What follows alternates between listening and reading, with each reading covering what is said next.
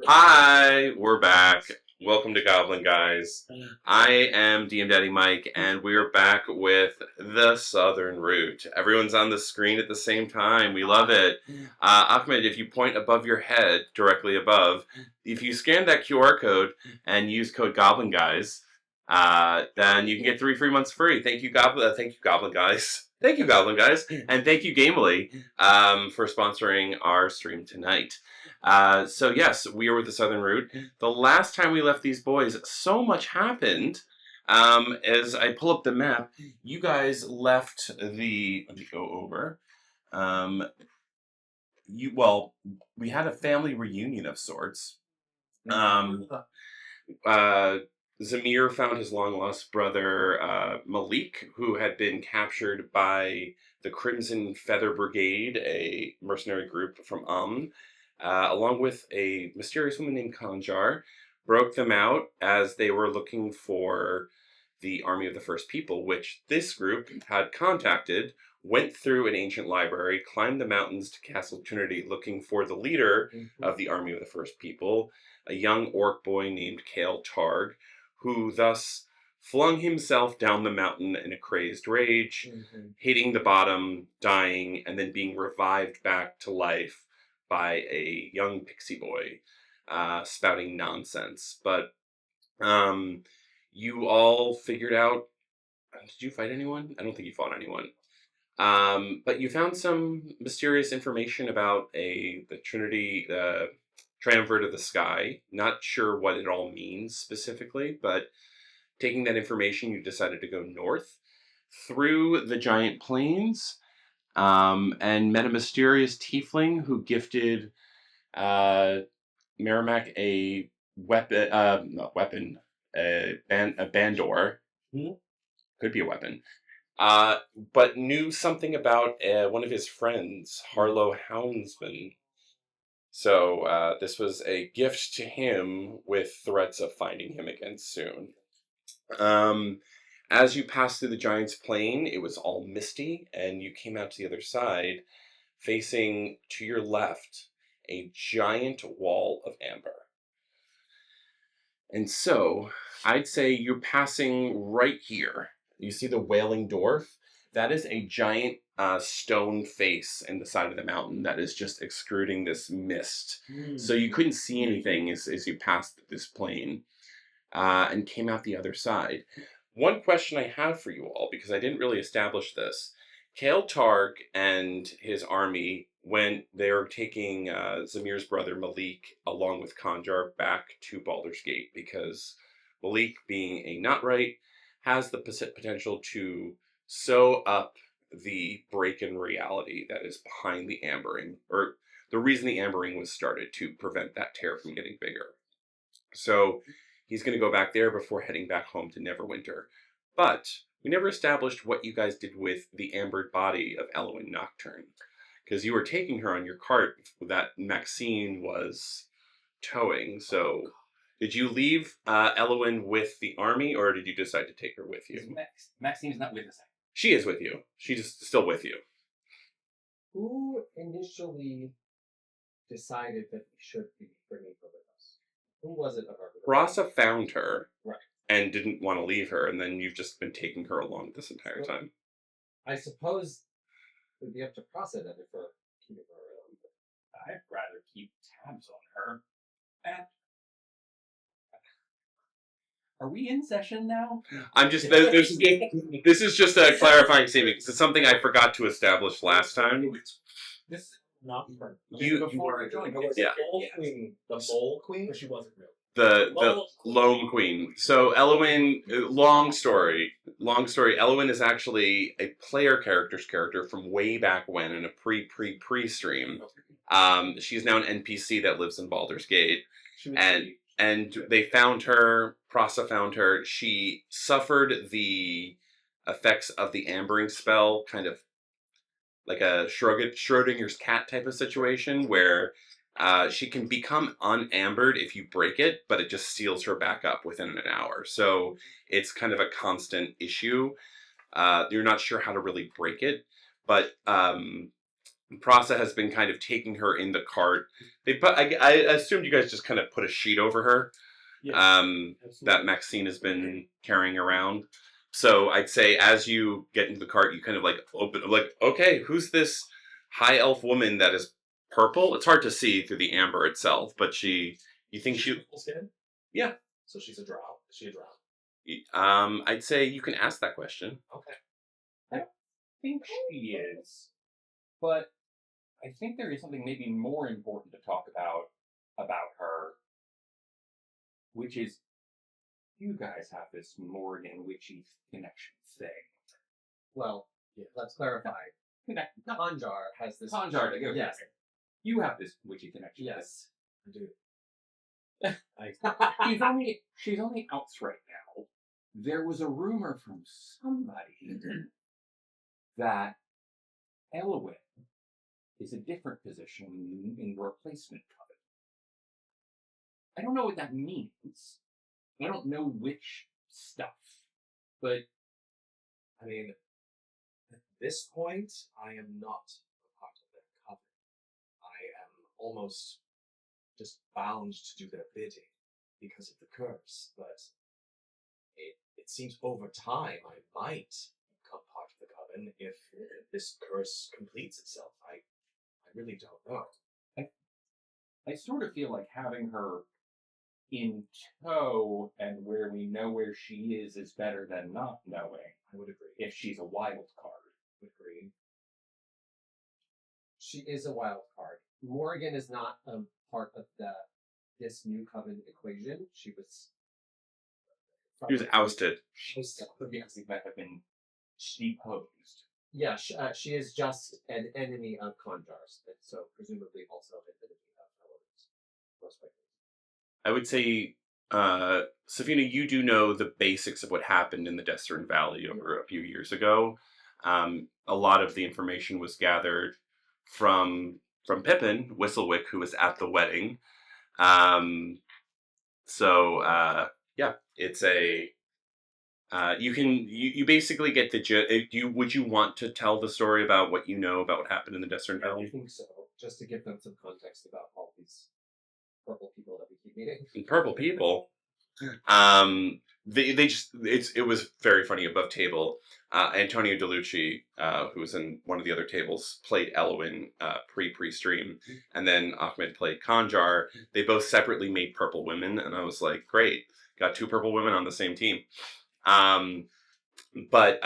Yes, the basic gist that Safina relays to you is that something happened in the Desert Valley to the east of Waterdeep, maybe 2 or 3 years ago, where the Morgan had hatched a plan that she'd been working on for the better part of a millennia to bring down the gods, to bring down, basically to capture Asmodeus on the material plane, and thus destroying the 9 hells.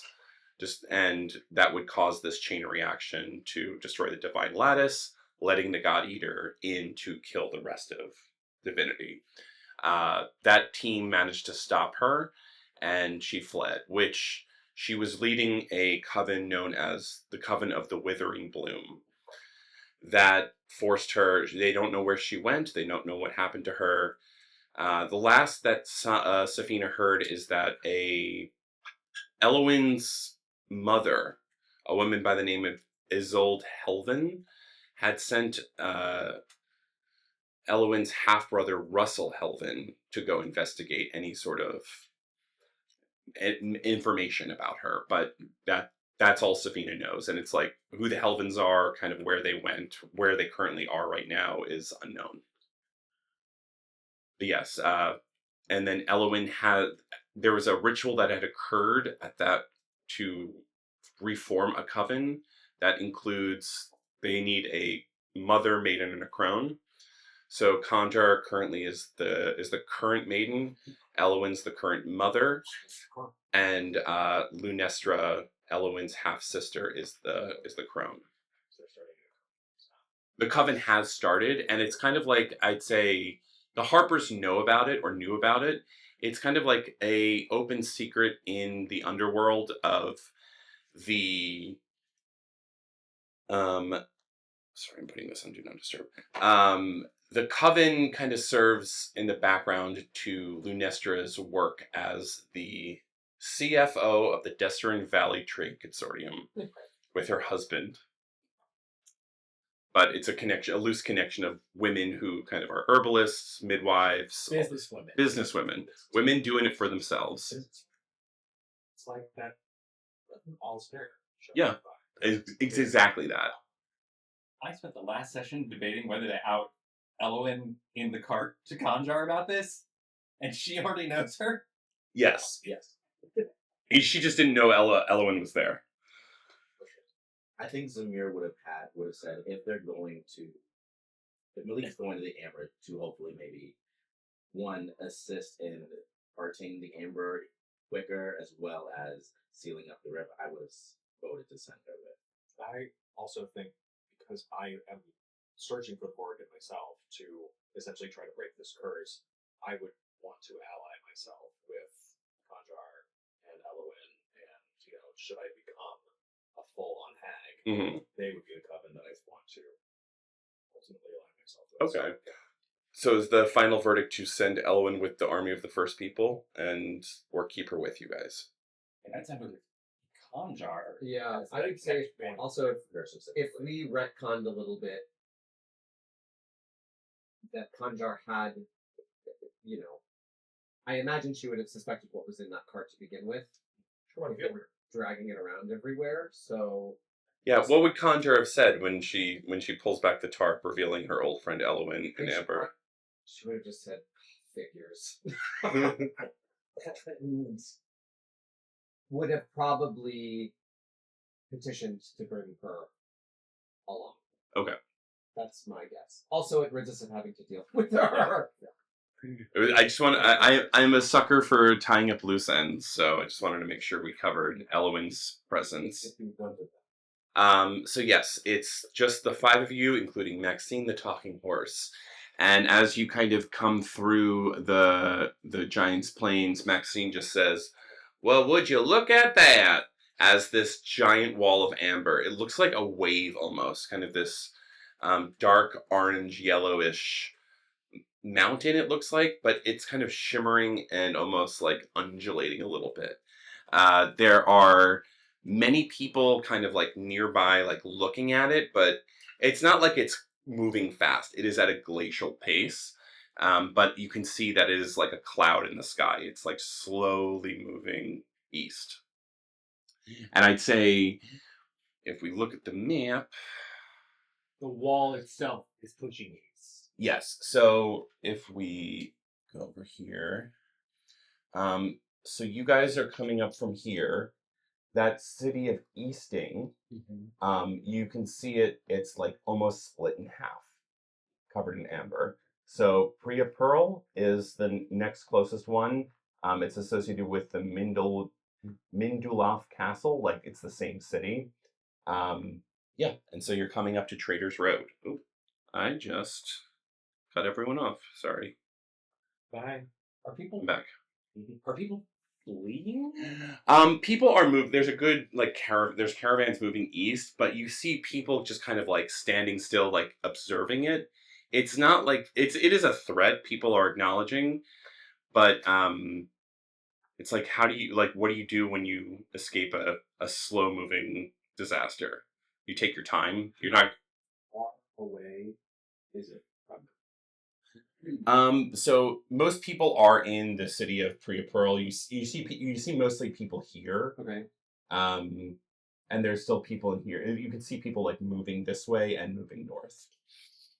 Sorry. And We're they're right looking under at the Ambering Wall. Yeah, the Ambering Wall is cutting right where Easting is. And how far away from the people, like mileage-wise? I'd say, you'd have to get closer. Once you get closer to the actual city, I'd say it's probably about 10 miles. Far. Okay. Maybe a little bit more, maybe a little bit less. But yeah, Priya Pearl is not too far from you. To head through Priya Pearl before they ever gets there. And we're talking about like up here, right?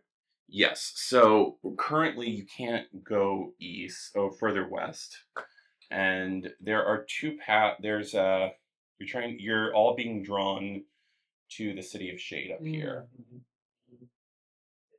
I remember her. So there is. You can see that there is a pathway as you kind of come out the Giant's Plains, another deeper valley through these mountains to go north. To the marsh that we'd have to go through. We want to You don't have to go to Priya Pearl. It's just the closest city. You guys have been traveling for the better part of a few days. No, I've got some gold that I wanted to bring a hole in my pocket. And potentially people who were trying to leave somewhere and you all flew things. Oh, so there were a bunch. I was going to get the place right before we got a bunch of money that had shit that I wanted. But we never went back, so I'm not missing out on the Okay. With that. That's what Sakina. Well, that's what Ahmed wants. Yes. Sakina, in this case, it's just good at that. The lines are bleeding. All right. Anything you guys want to do on the way to Priya Pearl? Hold on. So we just walked through this valley, got this thing, and right before that, you had just parted with your brother. I just wondered if any of the rest of us had anything properly. We were witnesses to a beautiful moment. So we were witnesses to a beautiful moment. What beautiful moment we are. You're beautiful.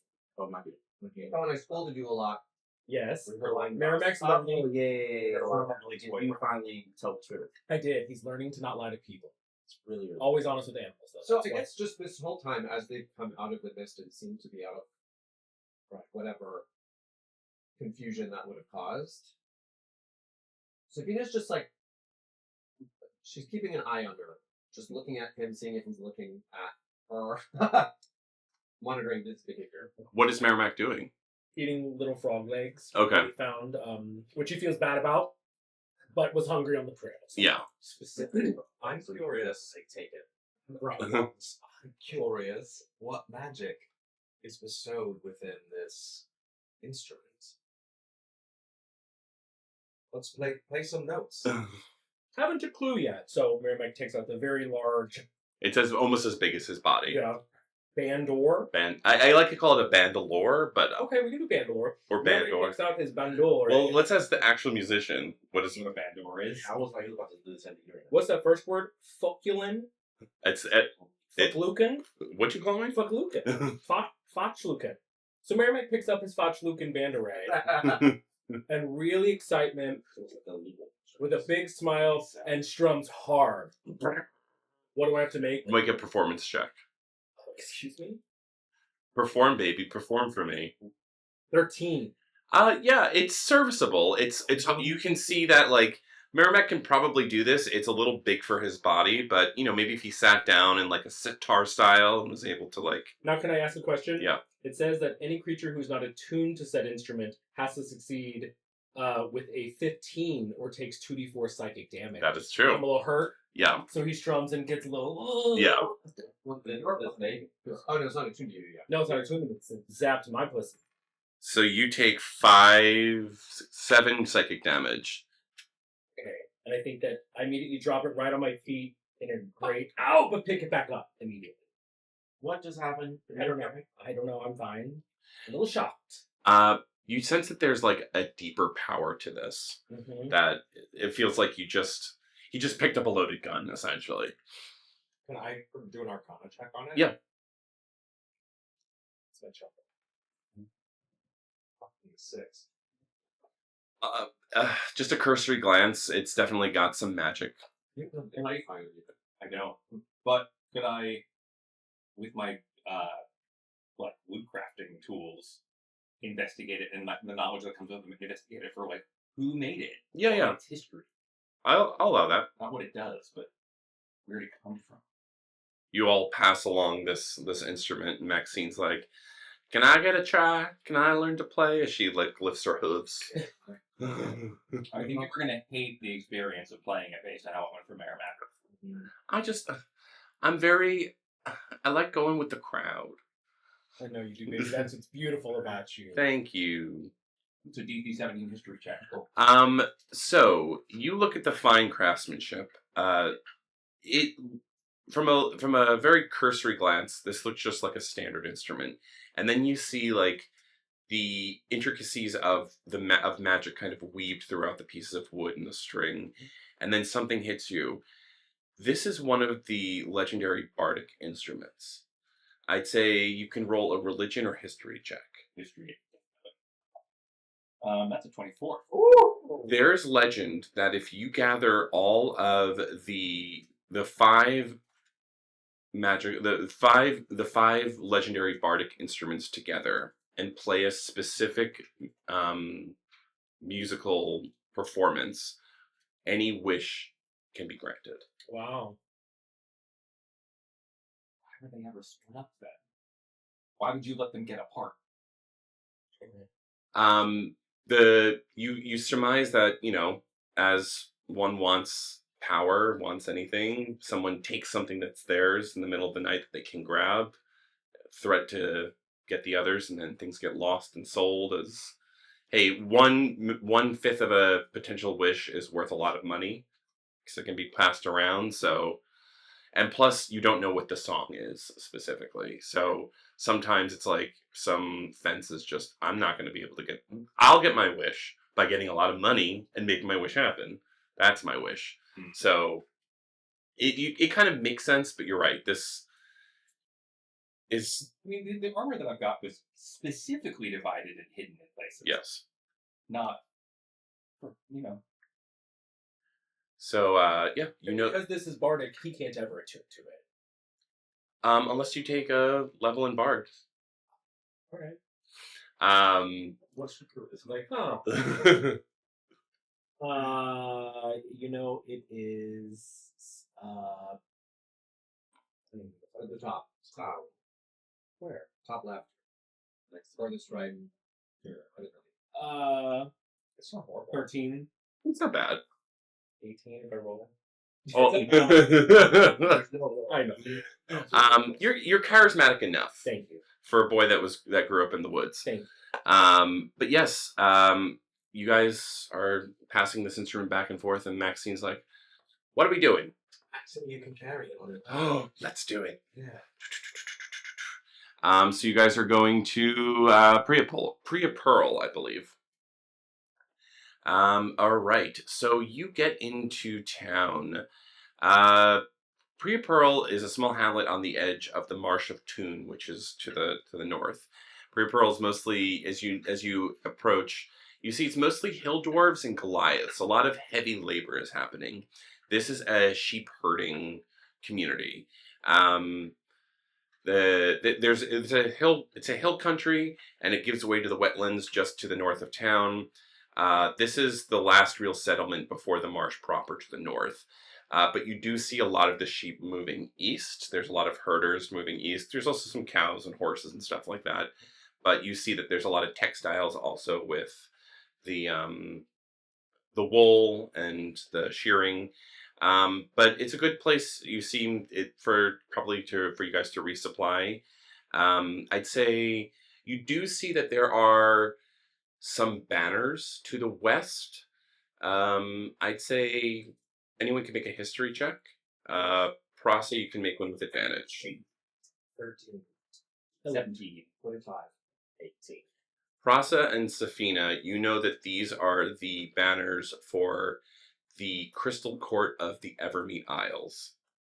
The Evermeet Isles are the islands far to the west of the Sword Coast where elves hail from. Prasa, you do know that you've had run-ins with the Crystal Court. These specific elves were fucking around with a communal library of mind downloading thing that was also a battery for powering the teleportation in one of your towns, and also the reason that there's a big hole in the universe. Like an elder's mind. Do you like a? Well, I don't know. It would sort of take memories that you had, and then it would share them with other people who touched the sort of like library crystal. But it took more than you knew it was taking. Do you react to seeing these elves and share that information? I mean, I'll tell you those things about it.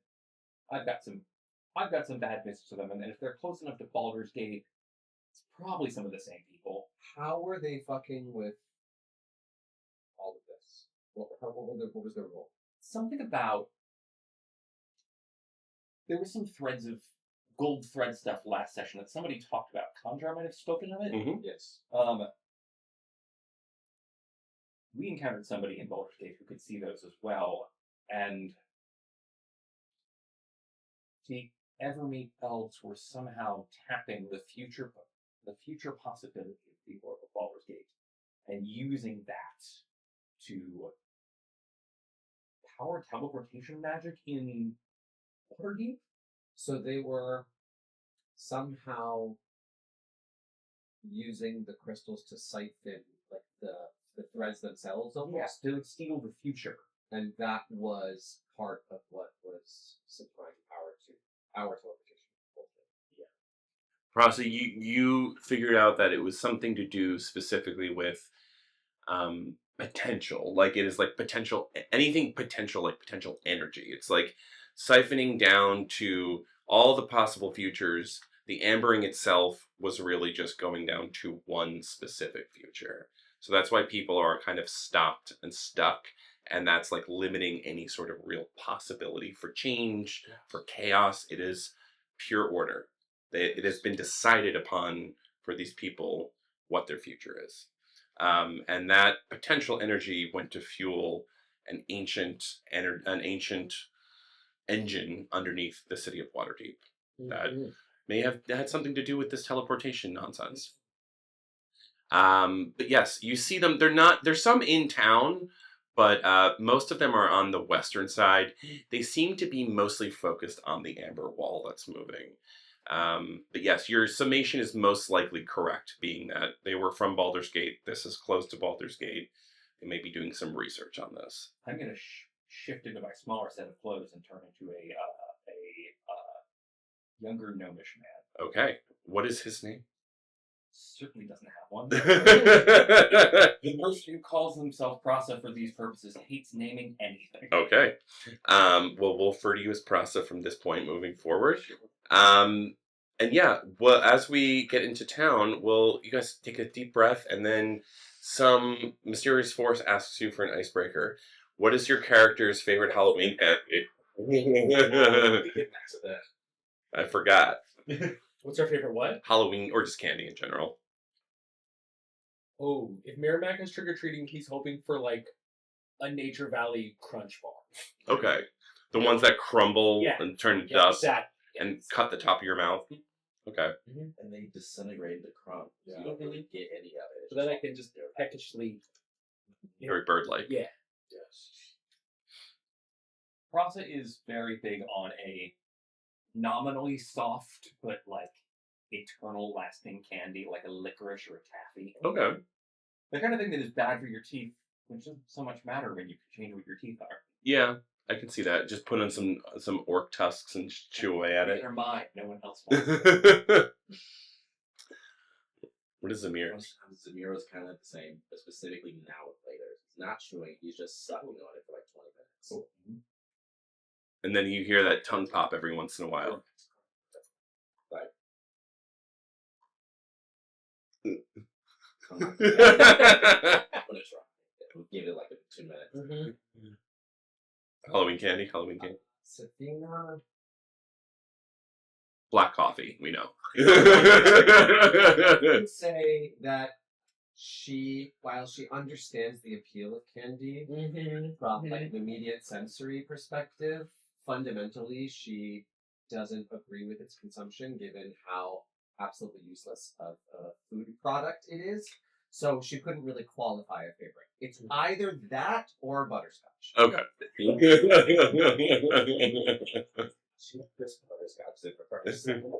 Those are all given to her by Agnes Warshawell. I think Mora would have. My first instinct is, of course, like the witchy sort of like candy apple. But that seems too obvious. So I feel like Red Hots, because she's a little, It's a little spicy. She can be spicy. She hasn't shown her spice quite yet, but Like, it's part of her vibe is the spice. So red hot or classic candy apple. Okay. Well, as you're thinking this, there is a candy shop in town that you can go peruse. But yes, like I said, there is a tavern you see called the Tusked Tankard. There's also it's pretty cute. There's an old tree trunk that's probably like the size of an old redwood that has been it has fallen over, but someone has made a home in it, cute. and it's just called root bound, and you see some like trinkets in the windows. We could sell the Bandore They're there. going to swing by We immediately. should sell it. I'd like to go to the trinket store. Okay. Anything else for anyone else? You want to stop by root bound before you hit to the tavern? Yep. You open the door, and it's, as you expect to see a tiny gnomish woman, you see a giant Goliath just crunched in there. He's like, "Hello, my name is Odrun Hune. I am a Goliath druid, and I have amassed many things for your consumption, but please do not ask me to get up because my back hurts." And so it's a bunch of, like, a lot of the stuff for, like, marsh, like, trekking, like, tested gear, waterproof packs, reed woven boots. Some charms that you can all tell are not really magical against bog rot, whatever that is. But there's a bunch of druidic foci components, and there's a handful of things that you can potentially look up. There's potions of healing here. There's about 5. Each one's 50 gold. There's a potion of water breathing. In the marsh. There is a cloak of the manta ray. You get to swim 60 feet and breathe underwater while worn. There's a ring. I got Octopus. There's a ring of animal influence. 3 charges cast calm emotions, fear, or speak with animals to animals only at will with charges. And there's a very fancy looking staff, like hung up behind. You know, Merrimack, he looks right at that staff and he says, "I'm quite interested in that."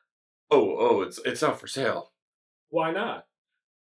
Well, it's very rare, and I like it. Everything has a price. What does it do? He takes it down. Well, he tries to turn around. Takes it. Please don't get up. Oh, okay. And he just twists, and he comes down, and he holds it, and it's this really intricate, like, wooden carving, and it just kind of, it looks like a simple staff, but you can see it is finely made. He kind of leans it down. He says, "This is the staff of the woodlands." And he says, and he just, it's better outside. And he's like, "Oh, crap." And he just kind of puts the shelf back. He's like, "Follow me." And he just kind of goes army crawl through the store as he opens the door. Anything on that shelf before I leave? Thank you. He's like, "Okay." And he just sticks the staff down, and the staff just starts growing leaves. It can become a tree. It can also cast animal friendship, awaken, bark skin, speak with animals, spike growth, and wall of thorns. But I really don't want to part with it. I found it a couple years ago in the swamp, and it's kind of my protection. But you see him looking to the west. He's like, "But I guess I have to pack up shop soon." Your protection from who? Oh, just from robbers and thieves, and it's a trade way. You know, people come in thinking that they can hustle an old gnomish woman, and then they see me, and sometimes they take their chances, and I just go with this. It won't be a trade way much longer. True. Or quickly to get it off the hands. How about this? You put a down payment down. I will part with it for 1,500 gold. Now, wondering if that price could be adjusted. To be honest, I'm not quite sure what it does, but I found this in a very magical library. It's a golden monocle. He looks at it, puts his eye up. I mean, it's definitely a monocle. Do you believe it's real gold? It is.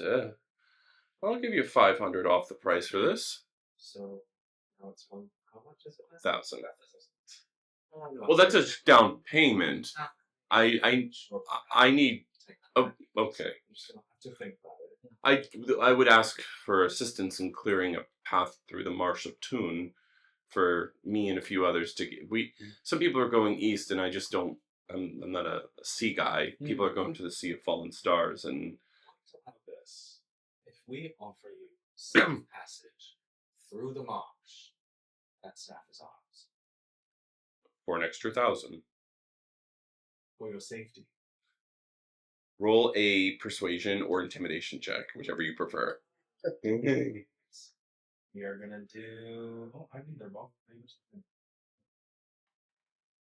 For Santa, 10. Says, well, how about this? If we survive the marsh, then we can talk on the other side in the desert. I hear there's a big tournament happening. Well, what's the word on that? People are gathering.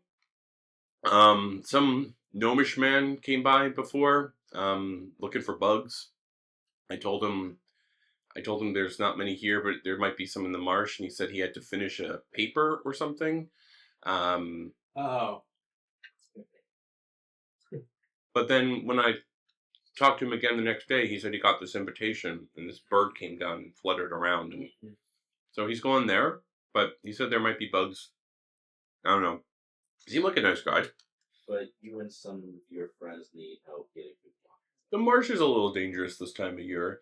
Plus, there's rumors of a beast that just shut down shop. So Clarify a bit more on that for us, please. the beast. Yeah. How dare you? Don't you? Don't talk about my husband.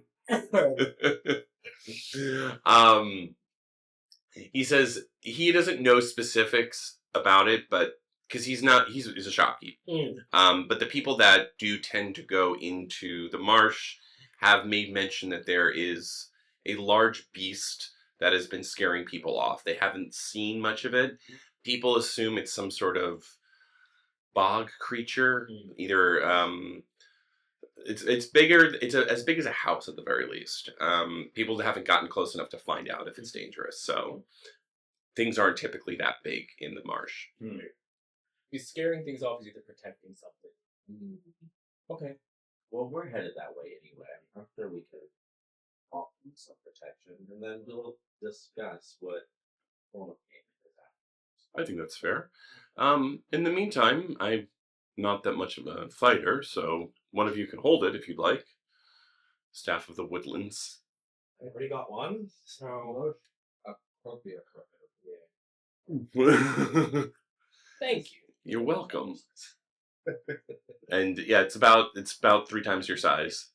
We'll put it in. It's rare. It's a tunable, I believe, but so be careful. And he says, yeah. So I'll start packing stuff up. There's probably like 3 of us, maybe 4.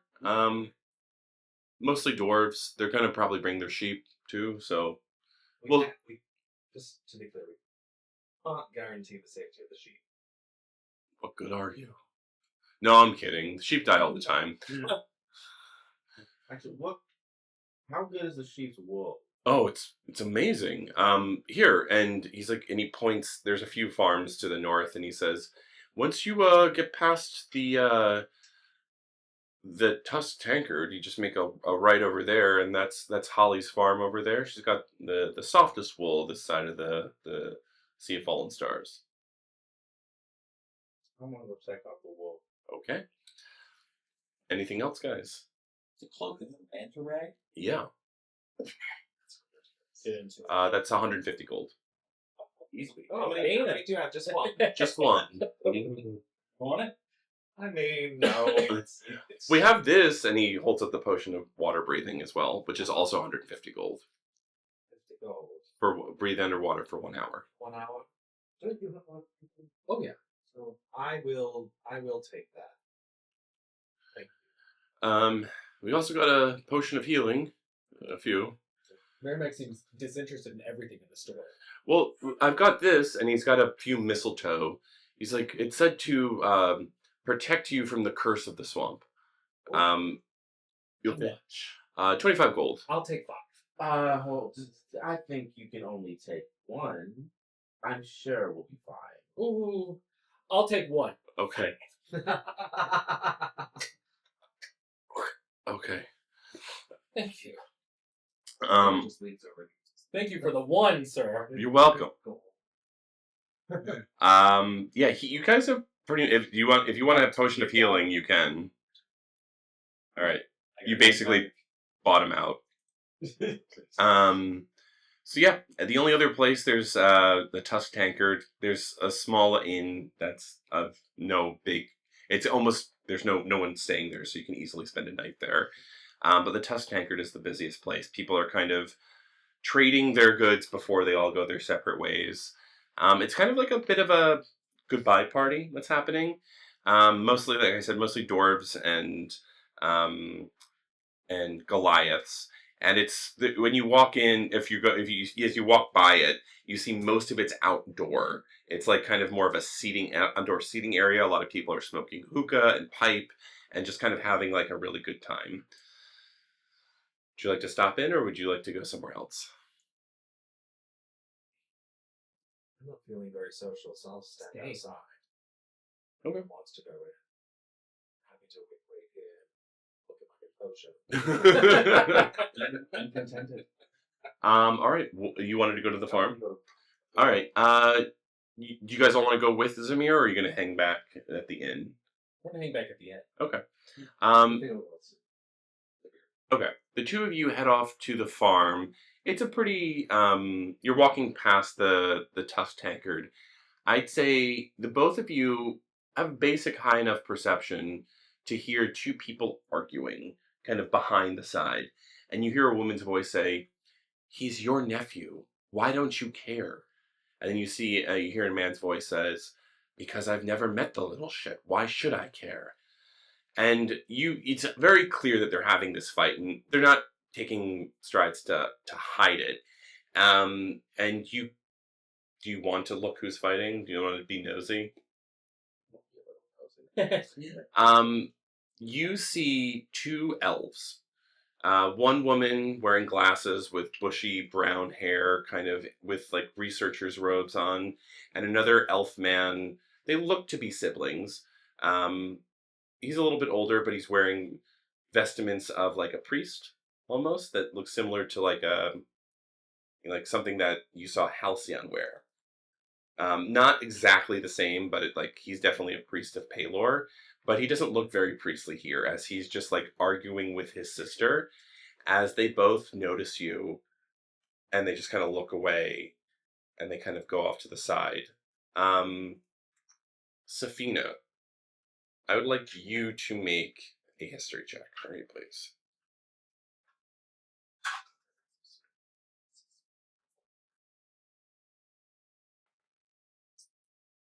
12?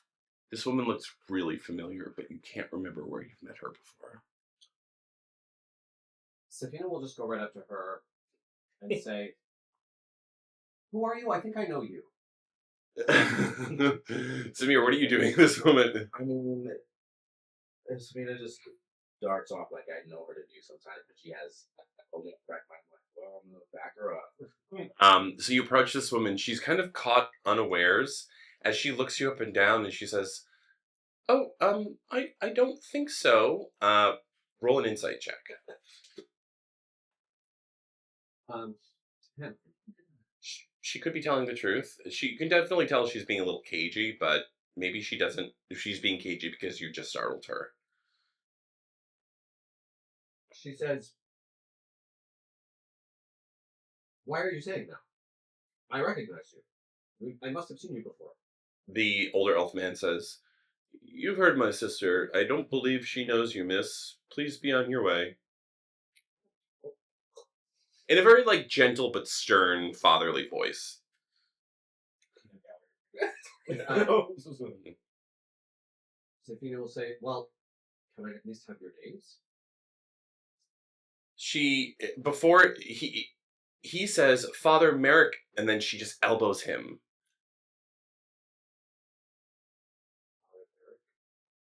He was about to finish.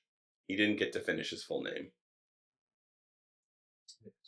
I will reach out my hand. My name is Zamir. This is my friend.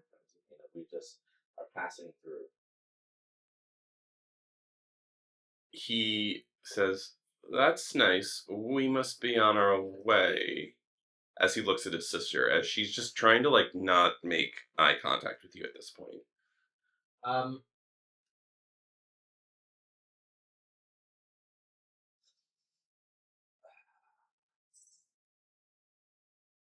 Safina, so as she calculates this, she's like, they're acting strange. Surely they wouldn't be acting strange if they genuinely didn't know me, and they would probably just give me their names, but they seem to be coy about that. So she decides to message the woman and say, I'm suspecting you're not telling me your name because of your brother, so just tell me here.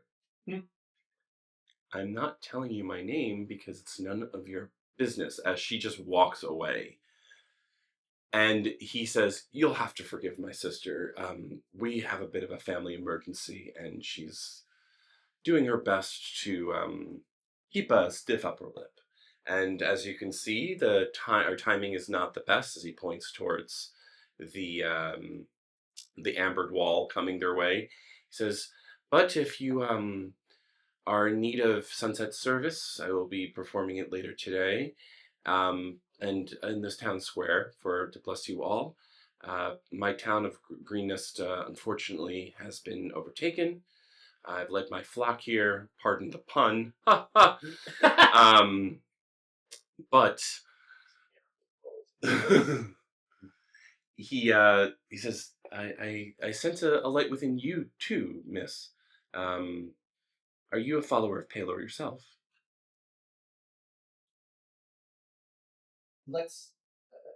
The simple answer is that I am connected to Palor. Yes. Aren't we all? As he holds his hands up to the sun. Samir rolls his eyes again and then steps forward. Well, we're making our way through the marsh. If anyone in your flock or your sister needs passage through the marsh later, we're taking the trinket shop owner, the Goliath, and some of the gnomes through there as well. Oh, actually, just a moment. As he goes up to his sister, who's now about like 15, 20 feet away, and he taps her on the shoulder, and they get into it, they whisper, and he points back at you guys. And he comes back, and he says, well, this is a fortuitous occasion, high noon, no secrets between us. My name, sorry, I don't typically use my first name. My name is Father Vario Merrickson. This is my sister. Her son has been lost within the marsh, and we were hoping that maybe you could help find him. And the woman comes up and says, we're not asking them to find them. He said, but you said he was lost. She said, I said that you can help because you have these powers and I need help. And they like start getting into it. And she just holds herself back. She says, it's okay. You don't need to help us. I've got other things I need to worry about, as she looks towards the amber. Well, man, we're going that way anyway. Might as well keep an eye out. You don't mind. Okay. Well, best of luck. You can come with us if you want. I would if I could. And as she says that, you notice that she has on her, she's kind of like researcher's clothes, like kind of like a field researcher. She has some insignia that is very consistent with the court of Evermeet, the crystal court of Evermeet.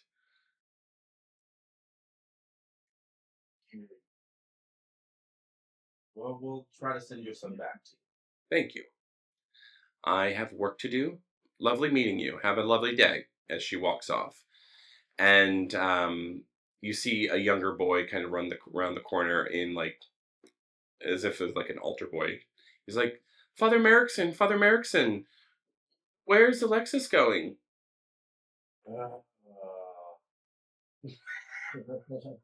I was waiting for you to figure it out, and I just threw it at No, I couldn't.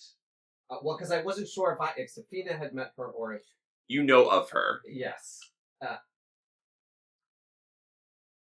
Safina. She just sighs. You do that a lot. Figures.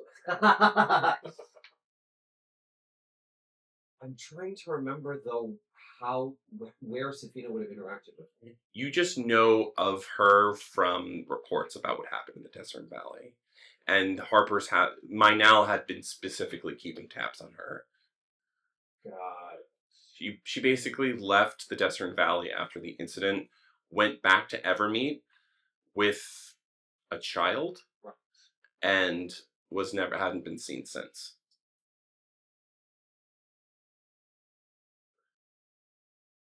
She clocks it, but she doesn't say anything. She just watches to see where Alexis goes. You see her. She walks, a couple hundred feet to the west, to join up with a few other official-looking elves, as they are all kind of wearing the same similar researching garb, and they're looking kind of pointed at the wall. Vario takes the young boy, kind of leads him away to their place of worship to get ready for the sundown service. Did you follow after her? I can go check out the wolf outside. Safina says, "No, that's fine. Just a curious woman." Then she'll walk with you. And what are the three of you doing? Were you settling into a place to rest here? Yeah, there's a small inn. I was going through my various devices, trying to figure out what I need for a swamp beast encounter. Yeah. As you guys, there's like a small eating area in the first floor. There's a tavern called not the tavern. It's just someone called Cobb Talomir who's kind of serving people food. He says, "So, what are y'all doing? Are you gonna go east to Cormier? Take a boat?" I've heard good things about going that direction. What do people go that way mostly for? Well, I mean, we all love farming. We all love sheep. I mean, my brother really likes sheep.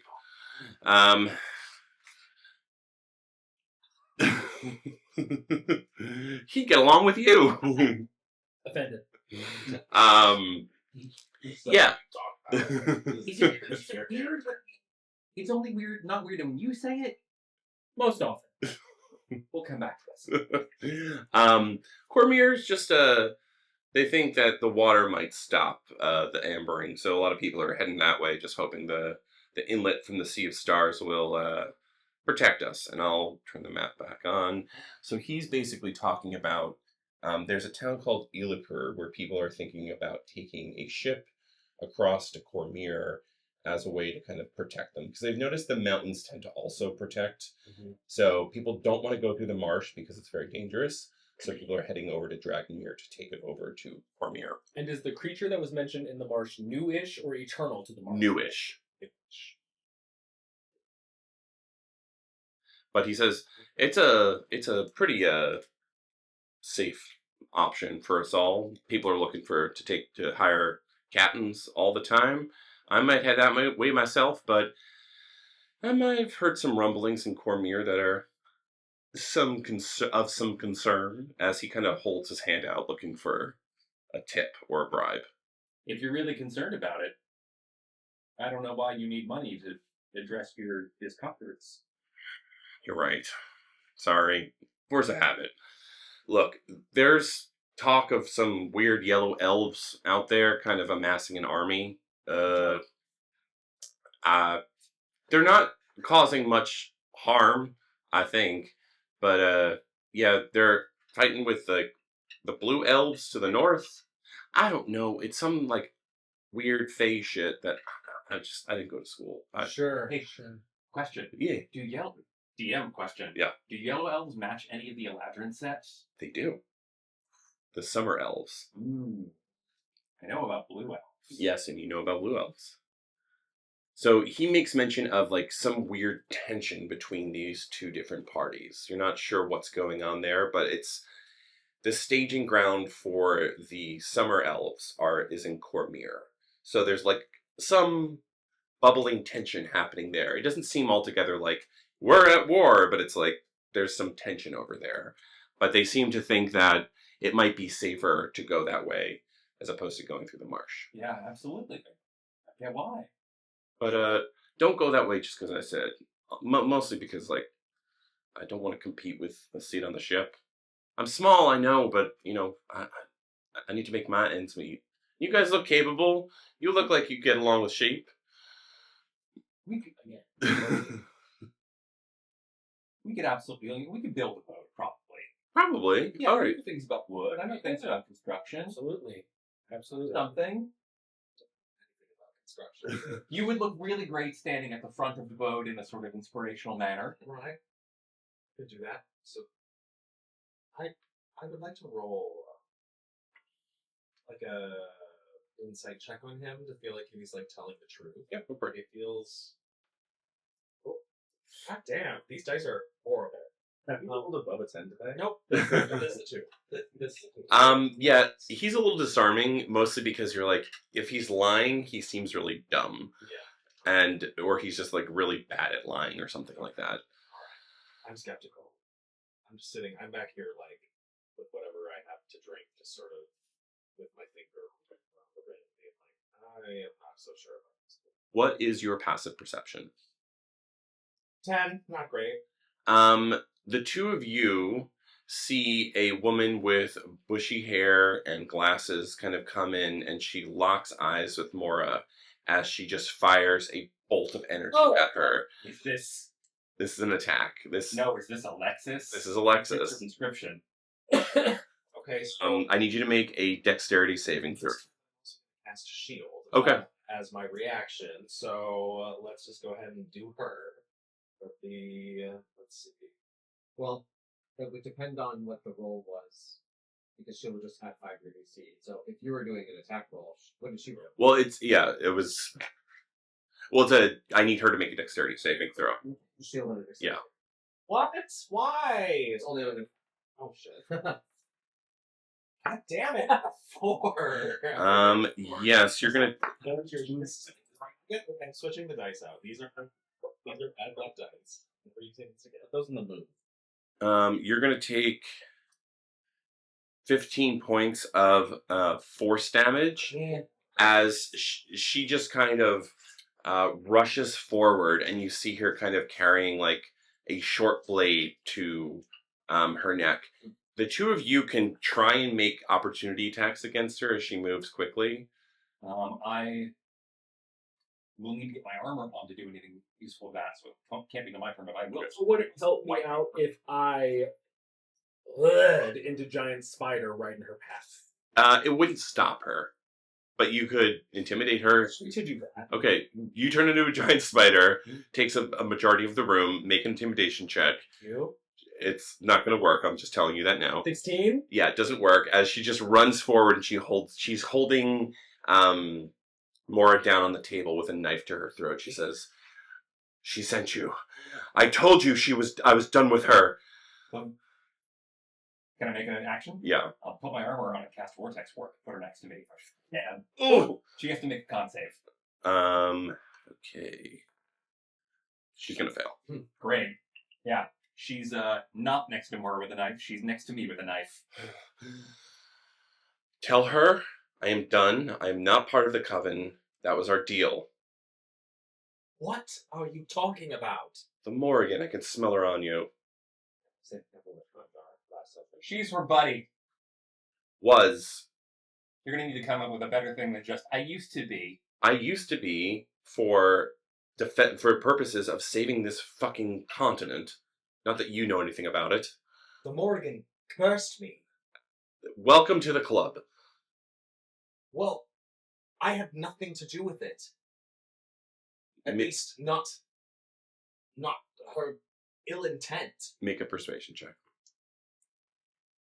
It is nerve-wracking to get a knife up to your throat. Jesus. Okay, that's a 12. 12. What did you say? Persuasion?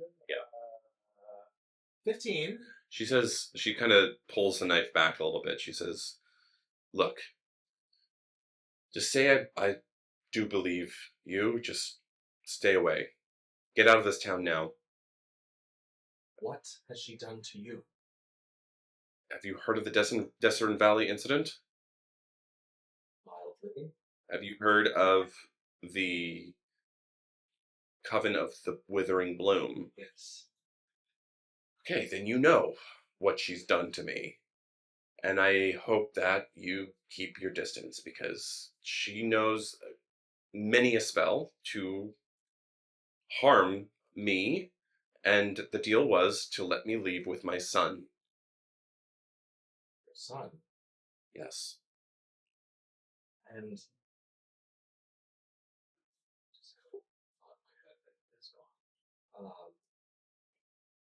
what? Fuck. I literally just thought of something to say and I forgot it. So you're telling me that she's still alive? Knowing her, probably. She's an immortal chaos being from beyond the stars. What can you expect? Did you not know that? I had my theories that she was still on this plane. Do yourself a favor. If you can, leave this plane. And if you can't, I don't know, hide in a hole and hope she doesn't find you. I'm going north. Don't follow me, as she stows her blade and she looks at the both of you. And as she's walking, she just kicks the staff that you're holding, so you fall forward, Merrimack. I'm going to attack her to trip her to knock her over. I'm a spider. Oh, that's right. Never mind, she doesn't kick it. She kicks my leg and I go, Stay back.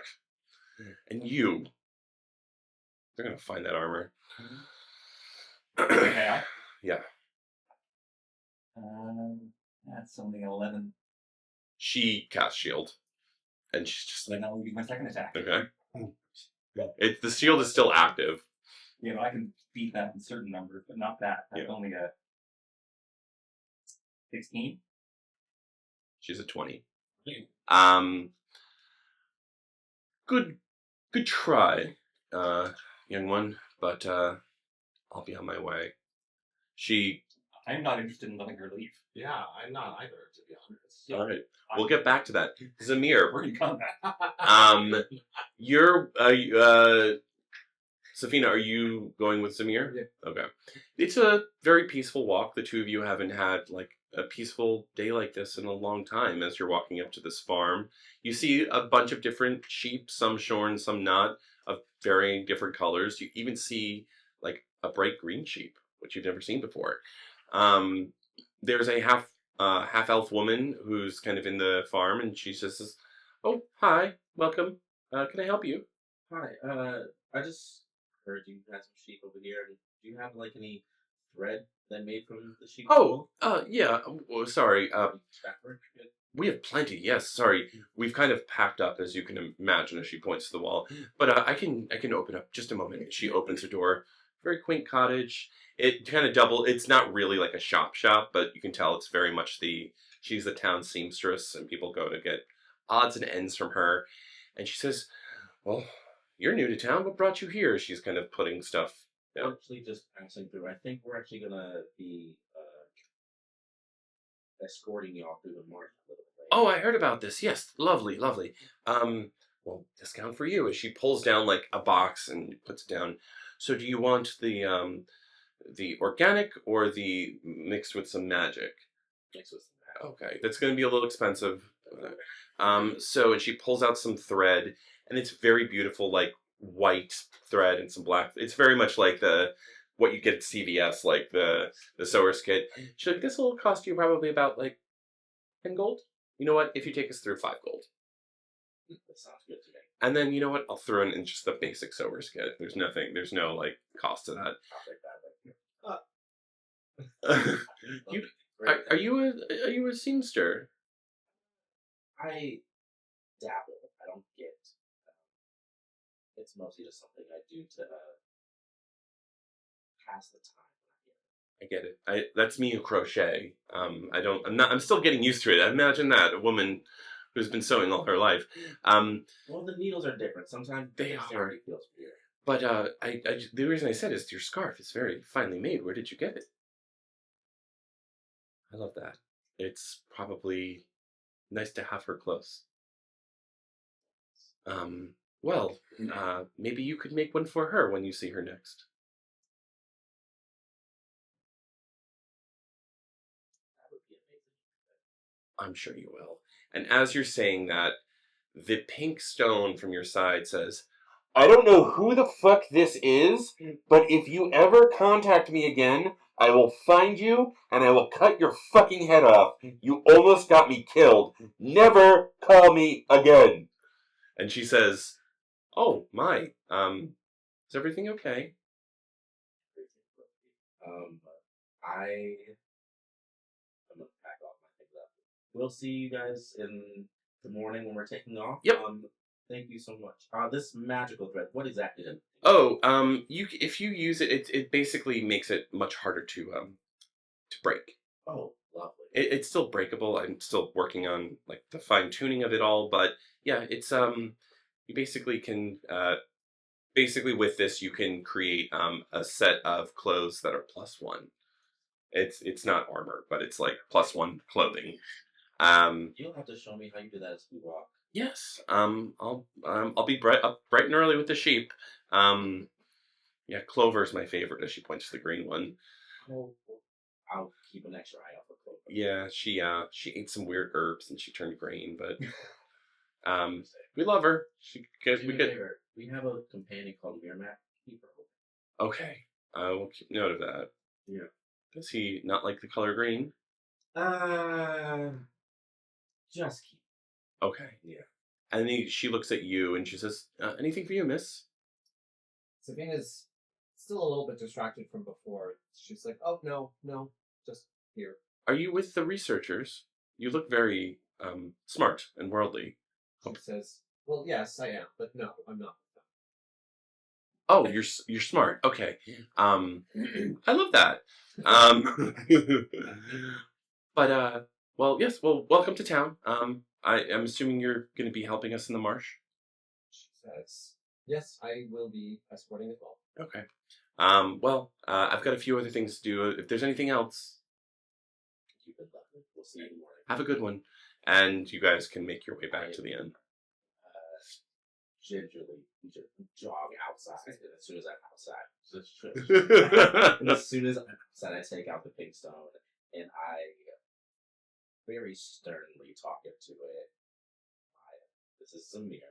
I just left Malik, and I began to tell her a story about how all three of us would get together and we would skip stones at the nearby creek, and how they always tried to beat me, but they never got past 2 skips, and I always got 5. And it's a minute, and then another minute, and then another minute. And you're just like, is this really Maya? And she says, all you hear back is, hey, Zamir, I'm sorry. Where are you? What are we? Yes. Prela? Rayleigh? Rayleigh. It's Priya Pearls. Priya Pearl. It sounds southern to me, so for some reason I was like, Praline. I'm Priya Pearl. Where are you? She says, trust me, I would tell you, but I have people listening. Just know that I'm safe, and are you going to the tournament?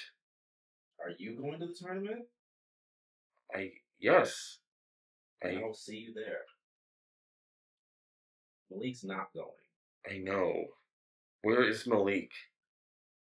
He's going through the amber to help sew up the rift. What? Using the loom. Don't let him. He's already gone.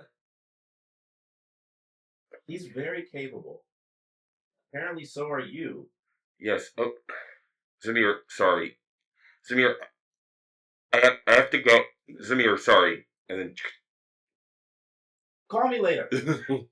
Above table, that little stunt that you pulled last time came back to bite the middle raptors. Yeah, I figured loudly. She was hiding. She was invisible, stalking them, and then her little stone went off. Oh, wow.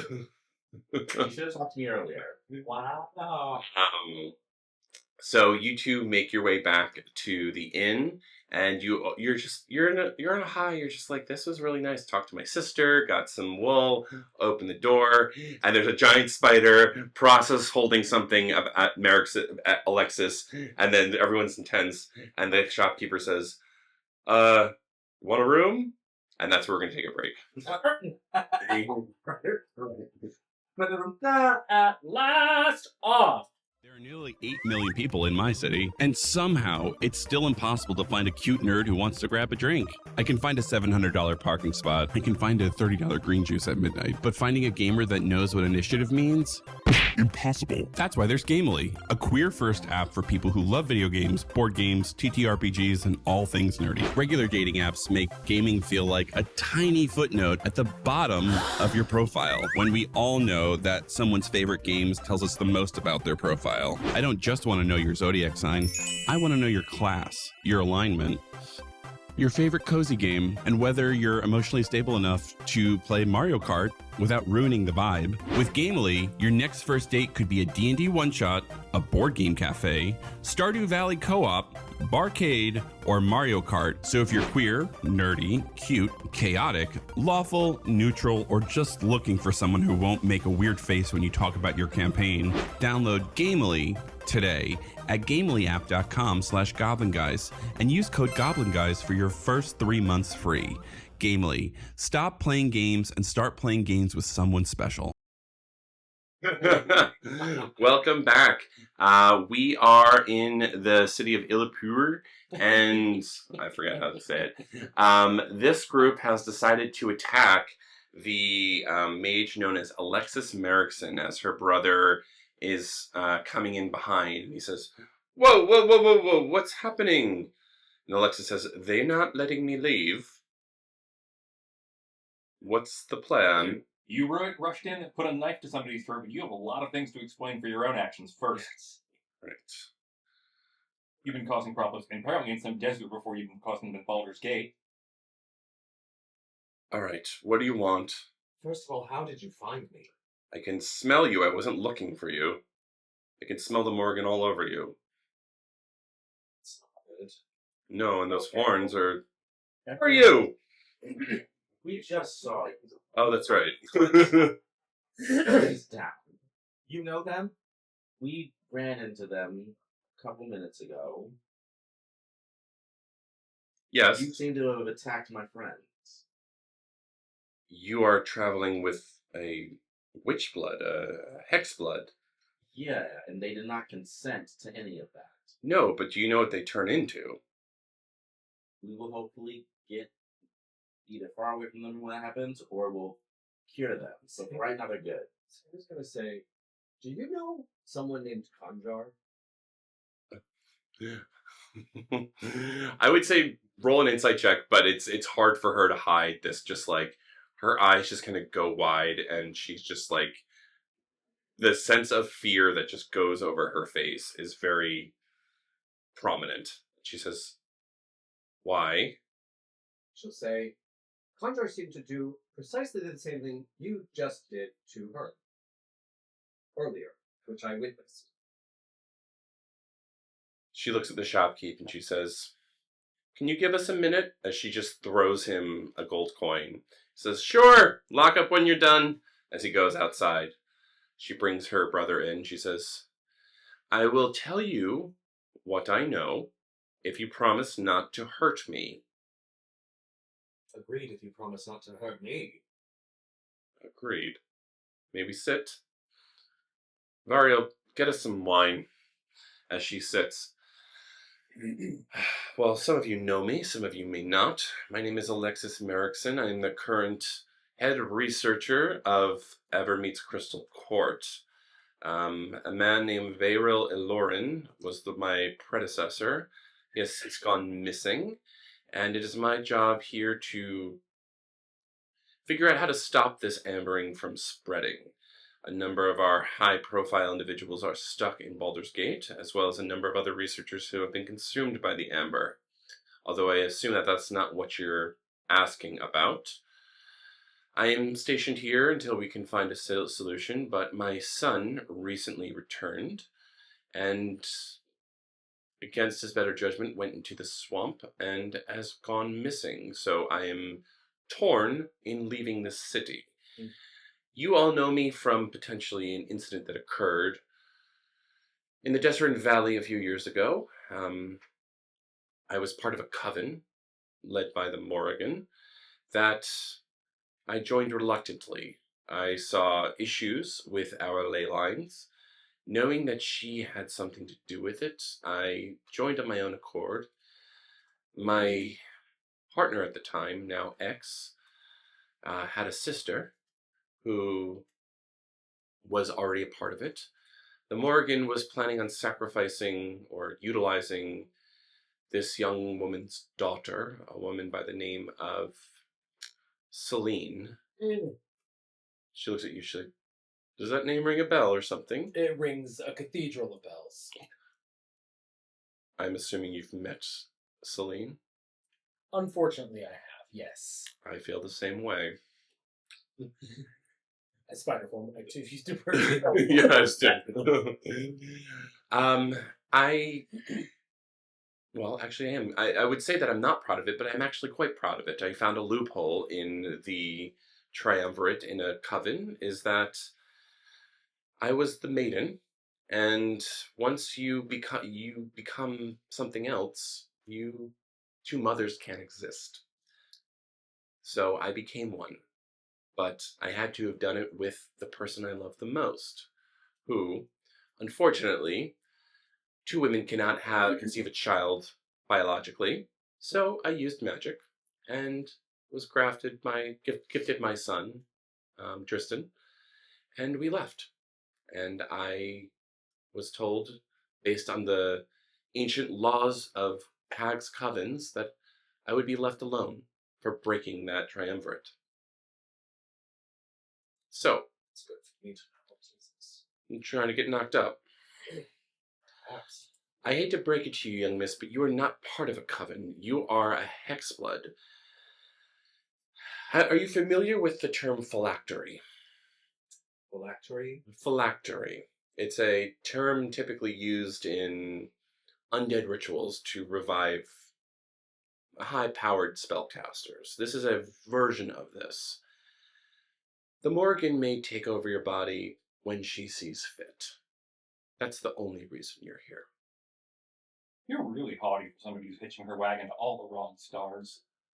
I- The Morrigan first, who failed at whatever task you decided to help her with, to the Evermeet elves and whatever research you're doing that has caused this fucking catastrophe across the entire coast. To be fair, I did not cause this catastrophe. Oh, but you were putting all the work in to get this whole project off the ground. You surely know more of what it does beyond just boxing in Baldur's Gate. I would not consider this a partnership yet, but considering You put the work in to make it happen. I meant with us, With who? the five of you, and Her friend. I need to share things with you because once I do, we may be aligned in our endeavors. But you must trust me. As she pulls out a small, it looks like a pen. She says, will you join me? As she puts the pen down and this doorway opens up. Oh. We're safe from scrying eyes in here. Who were you afraid of watching you? Everyone. Got More things to hide? plenty. I'm trying to save the continent. You already broke it. Safina will step in and say, Costa, perhaps we could get more information from her before we decide how we're going to treat her. She doesn't have good information. She doesn't know that her boss and who she's working for is the one who did this spell badly and caused this entire catastrophe. Yes, but she might know something about the spell itself that could help us. She can tell it right here. I'm not going any farther with her. I will also say, if she is this adamant of fighting the Morrigan, she must have good intentions. All right. Well, if I say it out loud, I can't promise that prying eyes or ears may not listen in. They already know my plan, and they've been working against it from my time back in Green Hill. Sorry. Um, but if you're willing to listen, I will tell you here. She closes the door. There is a being known as the God Eater that is trying to break through to eat all of divinity. I don't know what that means for us. I know a number of ASMR and Tiefling that may be at risk. I do not want that to happen. The Morrigan wants that to happen.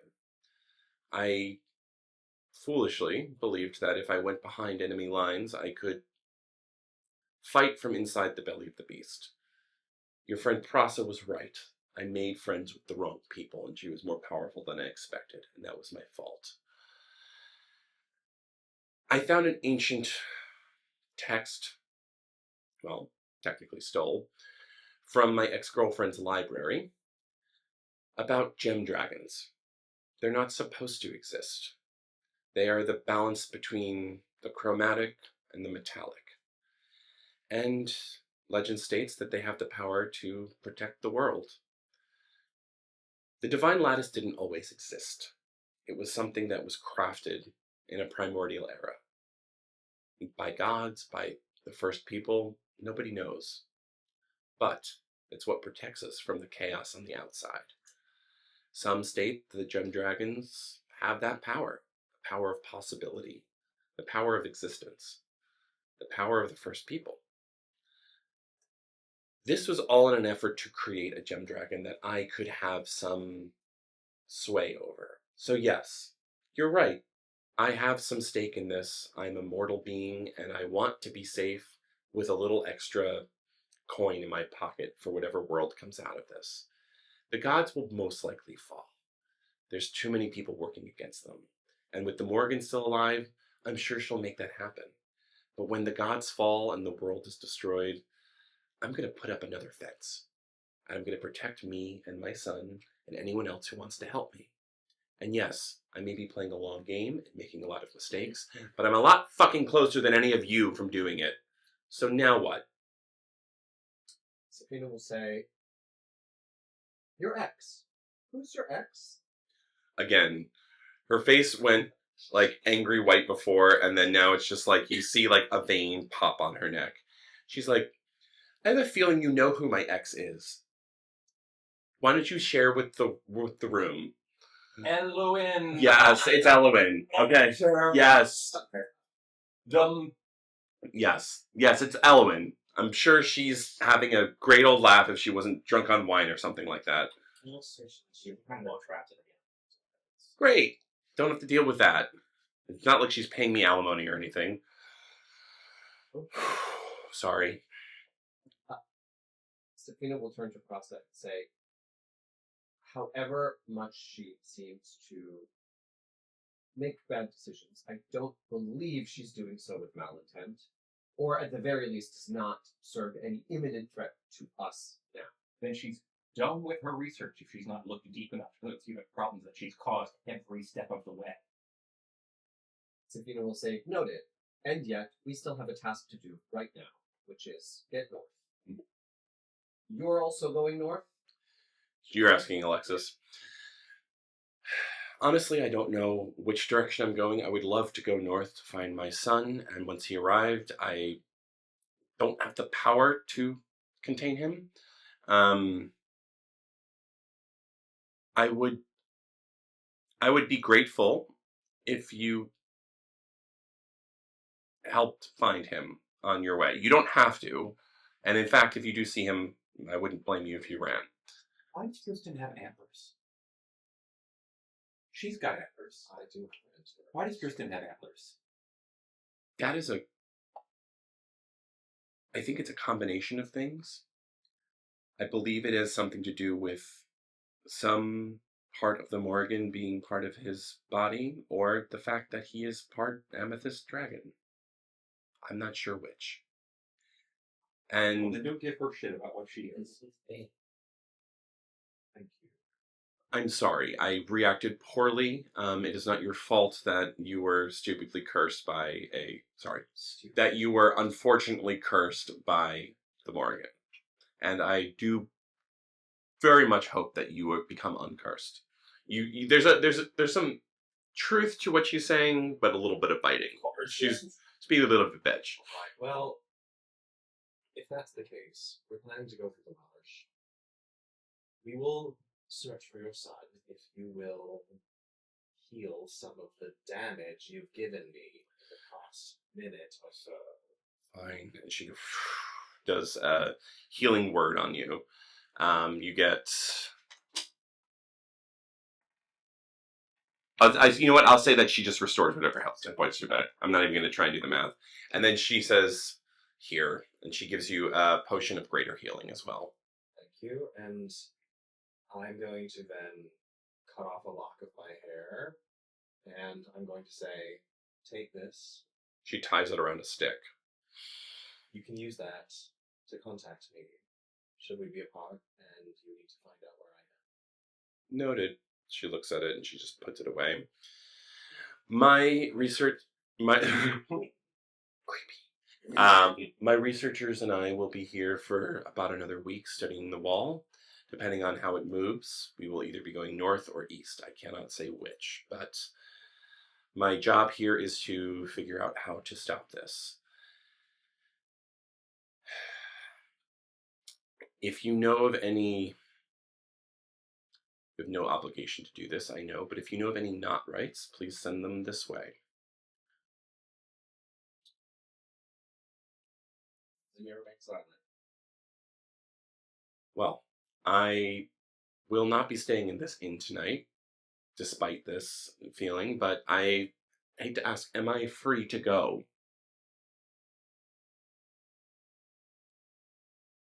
Take the armor off. Look, I don't blame you for being upset. You put a knife to her throat, and you shot her. Let's forgive it. For you, okay. I will not do it again. I will try to ask the next Hexblood I see if they're friendly. But I am sorry for what it's worth. And if you see Elwyn, tell her she owes me 5,633 gold. Thank you. I will be staying at the edge of town with my brother in his church, makeshift church. Please don't come to sunset service. It's boring. But all right. Well, have a lovely evening. As she goes outside, and as she opens the door, the innkeep falls in as he's been listening. He's like, no damage, right? You guys can all take a long rest. Would you like to do anything before the long rest or during this time? No, but I would like to ask a question. It's a bit of a mechanics question. Yep. It's not really an eerie token that I gave her, so I'm kind of like manipulating. Oh, no, I'll allow that. So basically, it's like it's unactivated, so she can activate it. Gotcha. And then she can communicate. Yeah, I based on all of her history, she knows exactly what this is. Great. Okay. But yes. So yeah, anything else before you guys take a long rest? Before going on, I check in with Marie and inform her whatever has happened. Tell her to stay away from anyone named Alexis, and not to mention it to Conjar. And then also fill him in on I need you. So Yeah. No, not yet. he's with Conjar. Okay, but like, go out of the room. Don't have to be right next to her. I'm just saying, you have to be very clear about what you're saying and how you're saying it to him, because you don't know if Conjar is literally right next to him, because she's been at his hip this entire time. I will inform him of everything leading up to Maya, and then I will ask, are you alone right now? He says, no, but I probably could be. Just walk outside for a little bit and be by yourself outside again. Here's a question, Ahmed. Would Conjar follow... She would hear this. She's next to him. Would she follow him to spy on this? What would she do?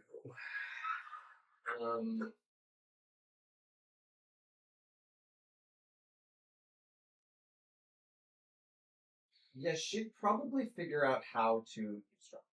I'd say your stealth is high enough to at least. Yeah, I just showed Yeah. you this stuff. No. So I'm gonna tell Malik to be as quiet as possible and don't be obvious about anything. I know he's gonna feel whatever. Yeah, check he's he inflicts with it. miserable at it. So it's like, okay, I'm alone. It's probably just right outside the door. I try with all my stubbornness to give that information, but it doesn't matter. I inform him about Alexis and how we are probably going to get her son out of the march, as well as the connection to Element, who's now Amber next to them as well. I'm sure Conrad will give everything. He's like, should I be writing this down? I mean, you don't have to. I just want to talk to my brother. I haven't seen him in decades. Yeah. Yeah, things are good. And he goes into his day and how they've been traveling, and they met a Yeah. So yeah, you have a lovely night. I'd say you get DM inspiration for having a nice little chat with your younger brother. Condra, by the way, after that call, will make herself visible and go, don't worry, we're not going to go looking for Alexis, but if we find her, I'm going to kill her. All right. So anything else before you guys wake up? You take a long rest. In the morning, what have we decided which path we're going to take? There's the two. You can either go. Let me just put the map back on. Yeah. What do you mean? What to choose? I mean, I tried to give you two options. So you can either go The safe way or the safe way or through the marsh. We want to go wet, honey. Through the marsh, we're gonna water everything. yeah, What on that water? City of Jade. no, we're Goliath, and we're escorting them through the Yeah. marsh. Yeah. Savina also will cast her daily dose of buffs. Daily dose. Don't forget to take your daily dose of buffs. A false life, I never use it. It's where does it go? Let's do that. Roll 2d4 and then more. All right. So you make your way to the Marsh of Toon, and it kind of slopes down into the deeper valley, and it's not long before you guys start to notice how the mud and the muck starts kind of sticking to the bottom of your shoes.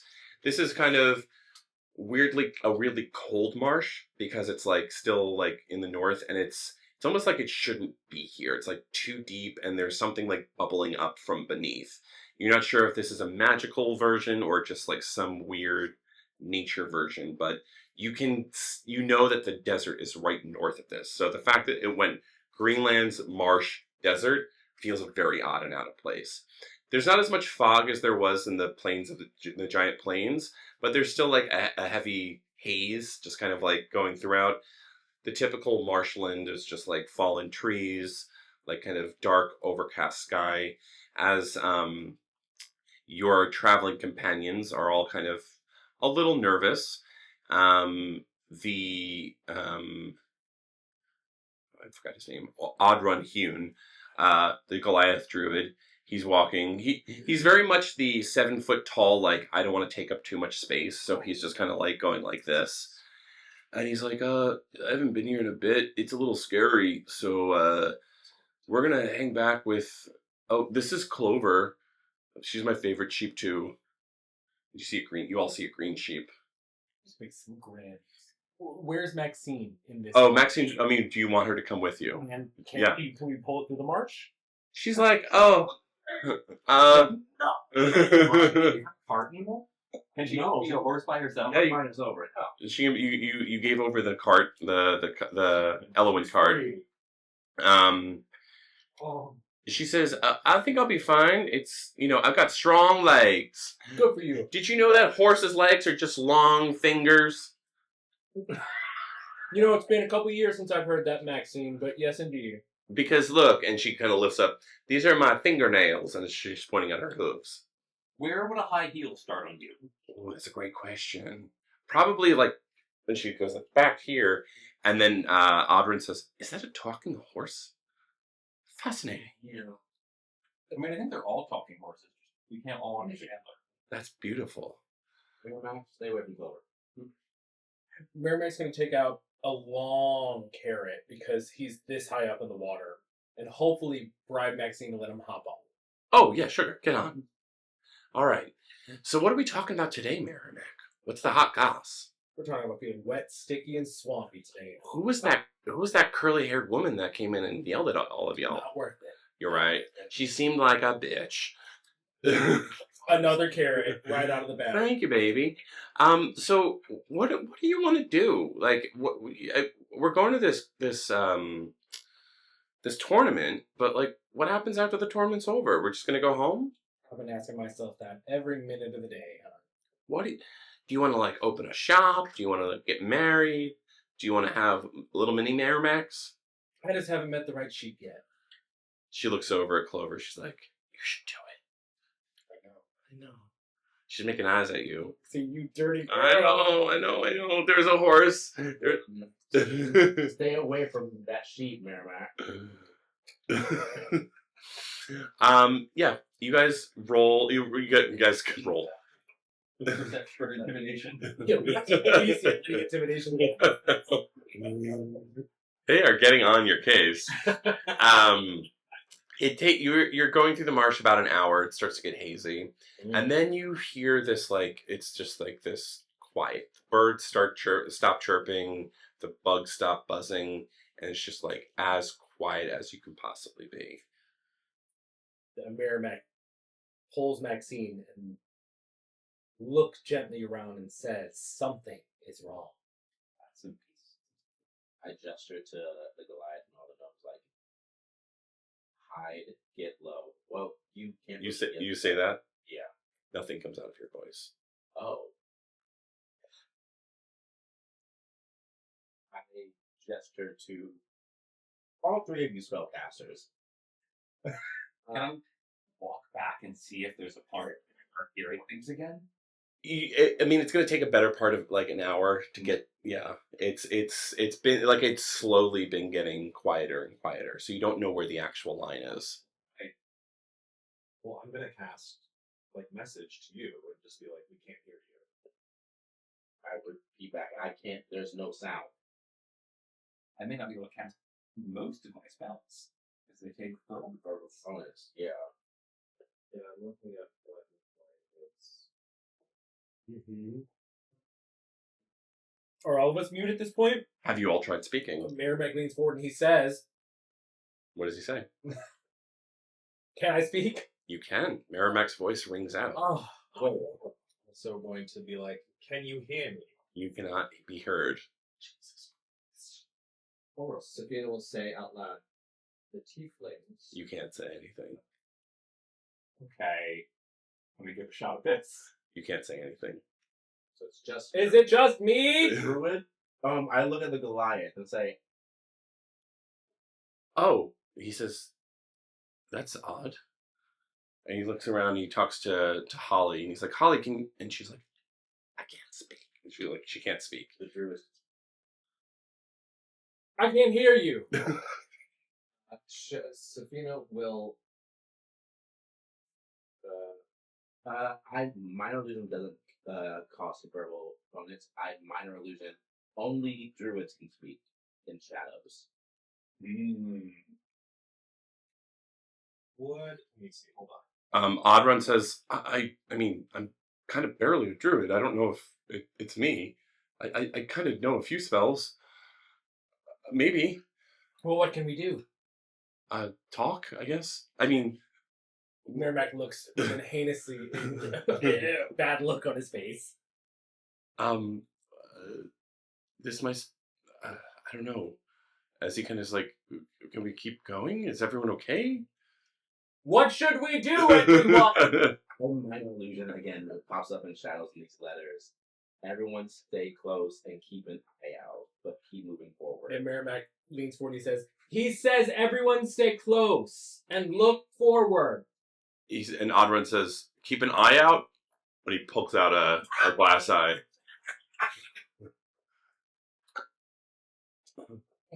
Yeah. Moving forward. I'll message to you and say, I don't feel unsafe. I just can't speak right now. Let's go. We are going to move forward. Minor illusion. I can hear you in shadows. Okay. Just keep moving forward. Oh god, this is gonna be great. Oh, still touching the door. Oh, They're not there I anymore. was like, who is that? Oh god, what are you guys gonna do? They talking absorb thing. Great. Wonderful. As you get to the deepest part of the swamp, you hear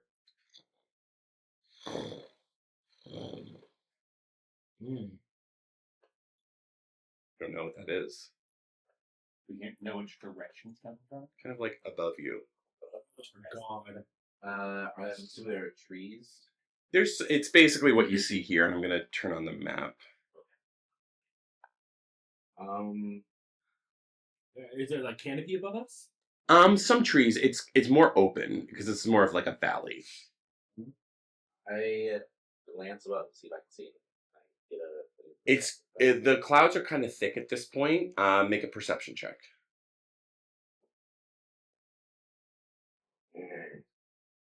Where? Wow, I don't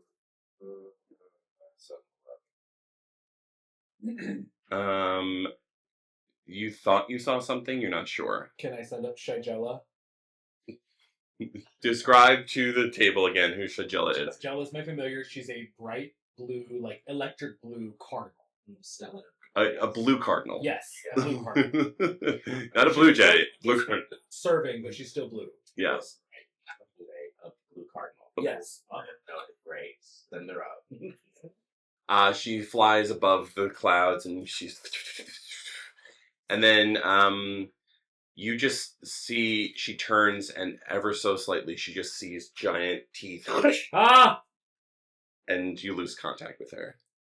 And I think that they see and hear Merrimack yelp, and then he just starts screaming repeatedly, "Teeth!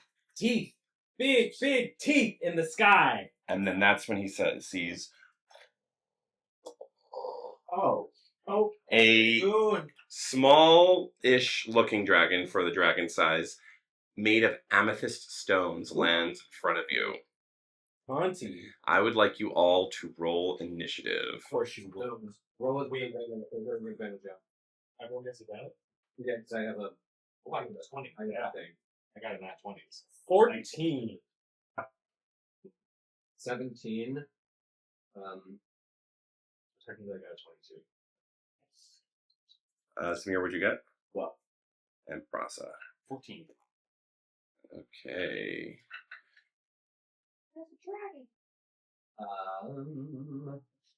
If all of your spells are I have a couple of things that I could do to help the crew, but most of them are verbal. But more Europe first. I can trade. I can swap initiative with my feats, and I was.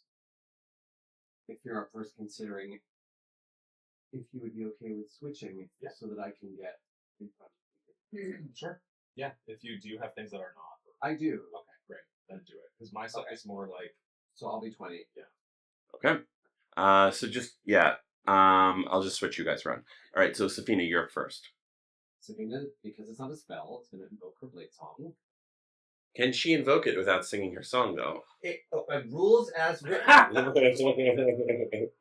Silence only prevents spell casting with a verbal component. Blade song is not a spell; it is a class action. I always imagined that she could like make it sing with her sword. Okay. In the air. I'm just giving you a hard time. Maybe she sings and it's silent, but the blade song still happens. And then Merrimack, somehow your wolf form can only hear it. Only dogs can hear that. It's a note only. it's her blade whistle song. And then she's also going to then run up and double attack it, one of which will be Booming Blade, because it doesn't. A verbal component. So I'm just going to move you guys back here. Frost, I just made this you. Great. I didn't know what you were going to turn into today. Got taken back to a medium size. Okay. Does 30-20 hit? 21 does hit, yes.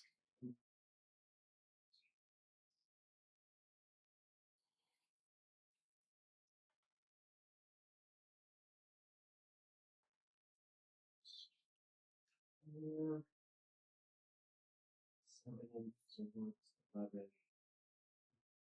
17 damage, 7 of which is thunder. Okay. The other 13 is piercing. And then she's going to attack again. 24. 24 to hit, that hits. This time it is 12 piercing. Okay. Yes, Safina runs forward and just cuts into the amethyst dragon. Yeah, anything else? That's her turn. Mora, your turn. I am going to move and I'm going to ready an action because I really can't do much. I'd like to ready this was a counter spell. Okay. So I basically am going to hold on to counter spell until the dragon potentially Cast a spell. casts a spell. Okay. So I'm also going to move a little bit. So Like, most spells are reaction, so you don't have to hold an action. You don't have to prepare. You can do it. You can just do it. You can just wait on it. just do it when he does. Okay, stop. Well, so I'm just going to move and then just know that I'm going to do that. Actually, you know what? Then if that's the case, You can hold an action. I can just all my stuff are basically reactions. So I can hold and absorb elements reaction. That's run so reaction. You don't actually need to ready. It's Okay. in response to the action. Yeah. That happens. even out of turn. Then Mhm. Yeah. okay, stop. Well, then I'm just gonna move and I'm gonna get close to Safina so that way I could potentially absorb anything coming your way. Okay. All right, Prasa, your turn. All right, I'm gonna. 5, 10, 15, 25. So that is difficult terrain. This. No, how difficult things? Oh, that's right. I gave you those fucking boots. So you have 40-foot movement speed. Yes. I can throw them back. All right. And the silent. Ooh. Do we make sound as we move? Think. No. Yes, you do make sound. Sorry. Great. Then thunder gauntlets. Okay. That's 4. That's a 14. To hit. Yep. That's a miss. Secondly, that's better. That's an 18. That is still a miss.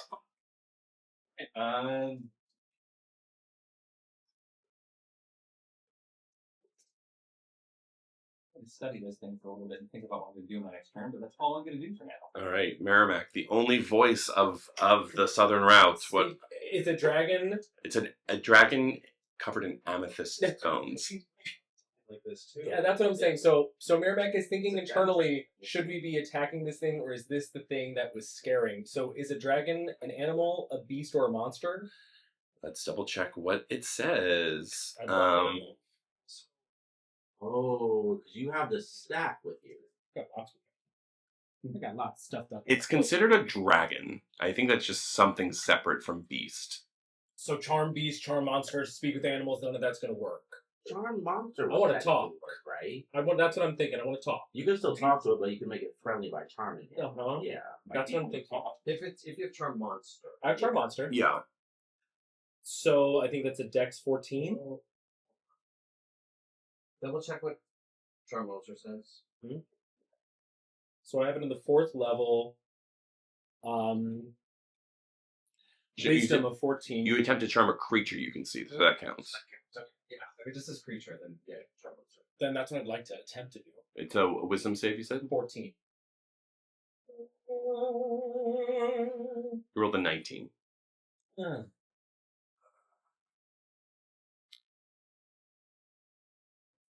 Does she do anything in reaction to that? She just kind of looks at you and it cocks its head because you are able to speak. Mm-hmm. And it just acknowledges you and then just like makes it back to everyone else.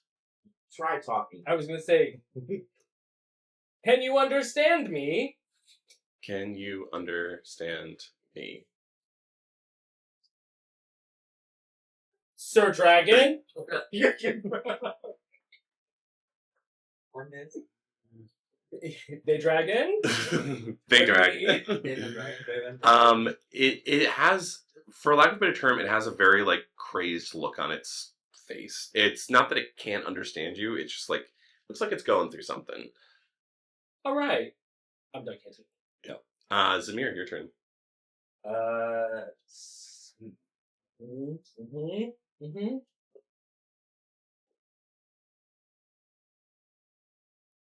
Out of everyone here, you're the one that can easily deal with silence.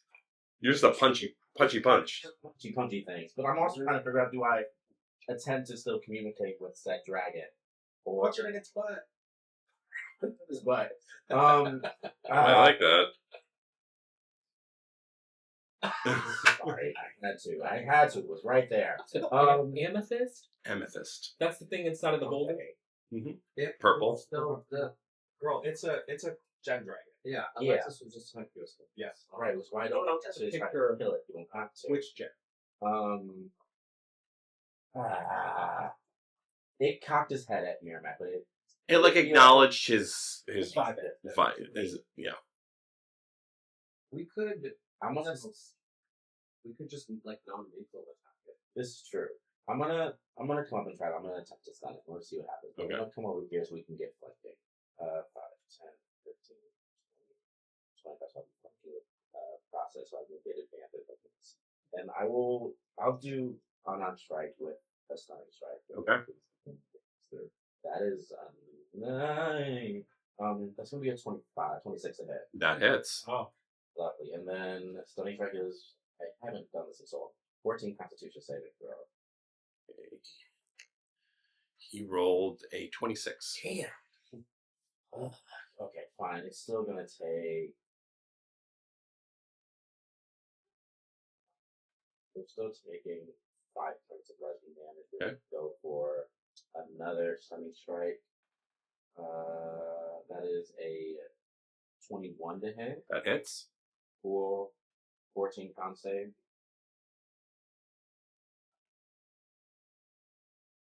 He rolled an 18.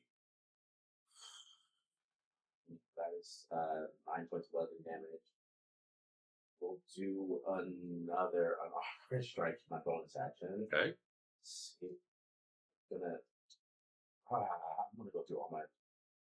All your key points. That's fine. I'm gonna do it that. That is a 21 to hit. Hits. 14 constant we have. With 12 points of bludgeoning damage. Rolled a 26. Damn. Oh my He's a very high constitution. Sorry, I can't spend any. What was the damage on that last one? 12. All right. Anything else?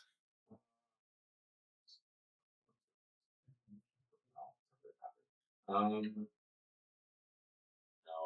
gonna be done. All right. He's going to use his frightful presence. Everyone around him must make a DC 17 Wisdom saving throw. Jesus. What do I take? 17. Oh. I got a 17, and I also have advantage against fighting stuff. So Do we have advantage every roll? She just does. They must be 7. 7. What'd you get? 8. Zamir. Also a 7. 12. Everyone except for Mora fails. You are all frightened. Oh. A creature can repeat the saving throw at the end of each of its turns, ending the effect on itself as a success. So at the end of your turn, you have to roll a con save above a 17, or a wisdom save above a 17 to get rid of the fear effect. What this means is, and you'll be immune from the frightful presence for the next 24 hours. What this means is you have to move your full movement away from the dragon. It's the frightened condition, or is fear the? What do you mean away from it? Well, because if we're just frightened, we can't approach it. But if we're next to it, we can still attack it. Let me just double check the rules as written. Yeah, it just depends on. The frightened. Bravo. The frightened condition restricts a character 2 ways. Disadvantage. You have disadvantage on ability checks and attack rolls while the source of your fear is within your line of sight. You cannot willingly move closer to the source. Okay, so any attack or ability checks while you see it will have disadvantage on it, and you cannot move willingly closer to it. So if it moves, you cannot move closer to it. That was just its opening. Next, it's going to do its bite attack on Zamir. That is a 23 to hit. 20 hits. That's 16 piercing. It's going to do a claw attack on Safina. That is a 20 to hit. And then a tail attack on Prasa. 24 to hit. Hits. It'll take 14 bludgeoning damage. Ooh. All right.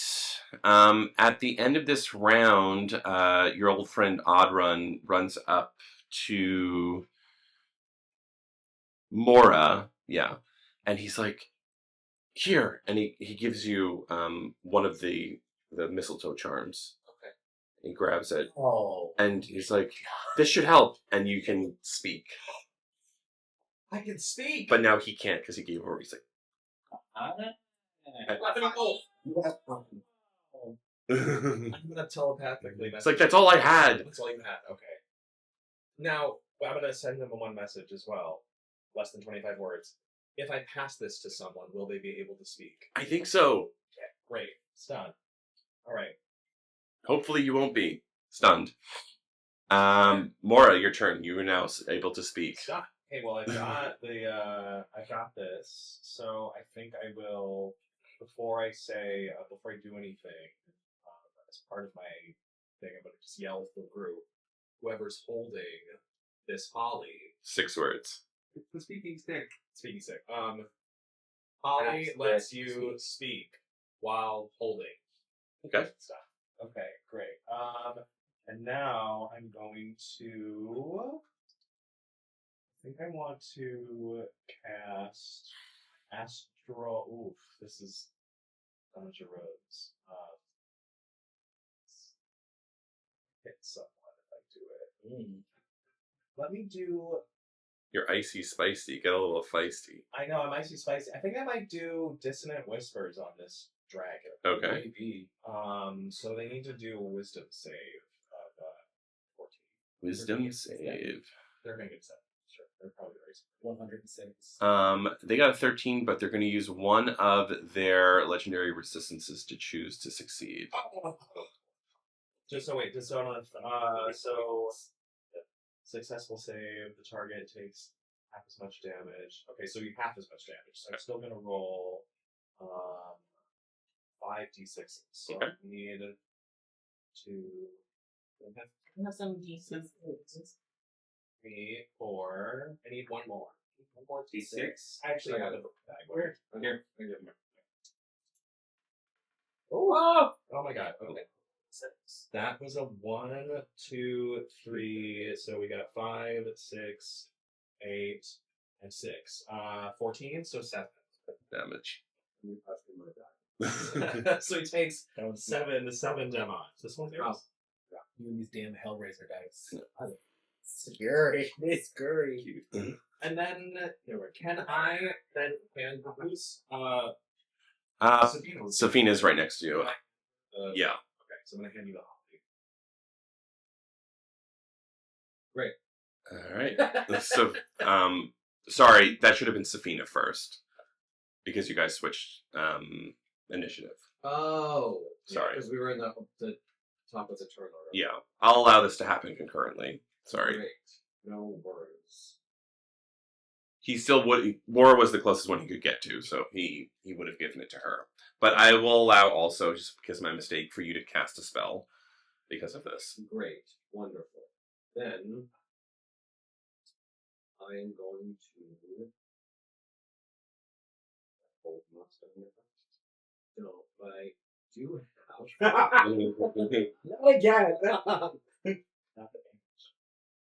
but I don't know we should no, but it's not anything that would disappear forever. That you know of. That we know of. And we get rid of it. This time I don't actually care. She's going to cast damage. Okay. What does he have to roll? 16 charisma. He rolled a 6, but he's going to use his legendary resistance to succeed. You gotta write this down. But we can try it again. I still have another spell slot. Let's burn through its resistances. That's good to know. So that was charisma and wisdom. It's bad. That's good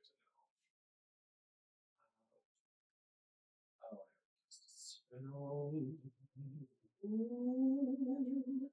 Not gonna need any Bonus action. bonus action.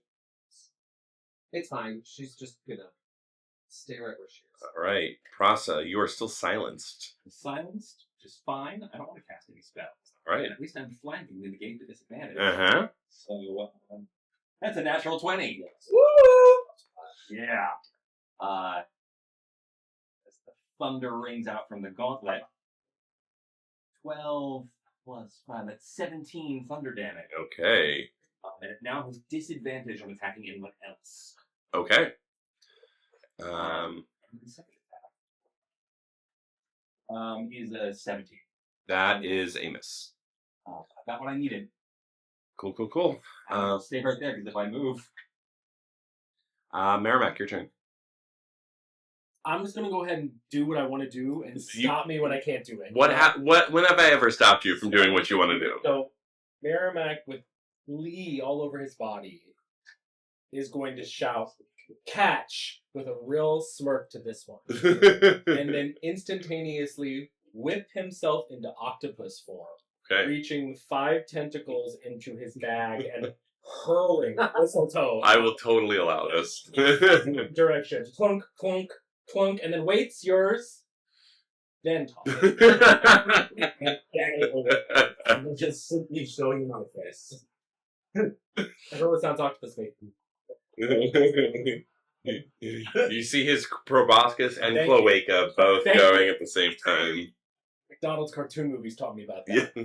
Thank you, McDonald's. Thank you, McDonald's. And For all of that, you get inspiration, but that is your action. Sorry. Period. You can all speak now. Yes. You just see what color is your octopus? What a damn good question. Oh, we should be making your saving throws. Sorry. Yes. Yeah. succeeding on this. My I rolled a 19. Would you roll? You roll that one? It's not afraid anymore. Bitch! Bitch! Yeah, and I guess 3. She's you're still feared. Oh! Mora, you're not feared. That's right. Yes. Thank you for catching that. But yeah, you can all speak now. Yeah, what color is your octopus? She's chameleon, so constantly shifting. Okay. Love it. Like the Invisible Man with Elizabeth, what's her name? Wait, no, not Elizabeth. The Scientologist. What's her name? They're watching. That's just you know. I'm sorry, what's the sound again? Now, what would Stacey Kinnison say about this? Hey, it's me, Stacey Kennedy. With all this black magic and Jesus witchcraft on my pubic mount, Sandra Bullock, Martin Scorsese, and Maria Shriver. Maria Shriver. Thank you, Maria Shriver. We'll show you later. Zamir, your turn. With this Ollie now in my hand. Well, I thought you dropped. You dropped the water. No, I batted it away because y'all can talk to the dragon if y'all want to. I don't care. I am gonna make another. I'm gonna do one with my staff. That's 17 to hit. That's a miss. 18 to hit. I'm sorry. That. That's still a miss. Great. Damn. Alright. That's attack number 2 coming right. It's that.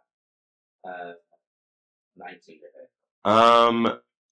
Yes, that hits, but you actually technically have advantage. Oh no, you have. It's evened out because of the fear. But yeah, 19 to hit, and I will do one more stunning strike. Okay. Just to see what happens. Either way, it's going to be 10 points of bludgeoning damage. And he has to make a con save. 14. He succeeds. And how much damage you said? 14? Or 10? That was 2 of them.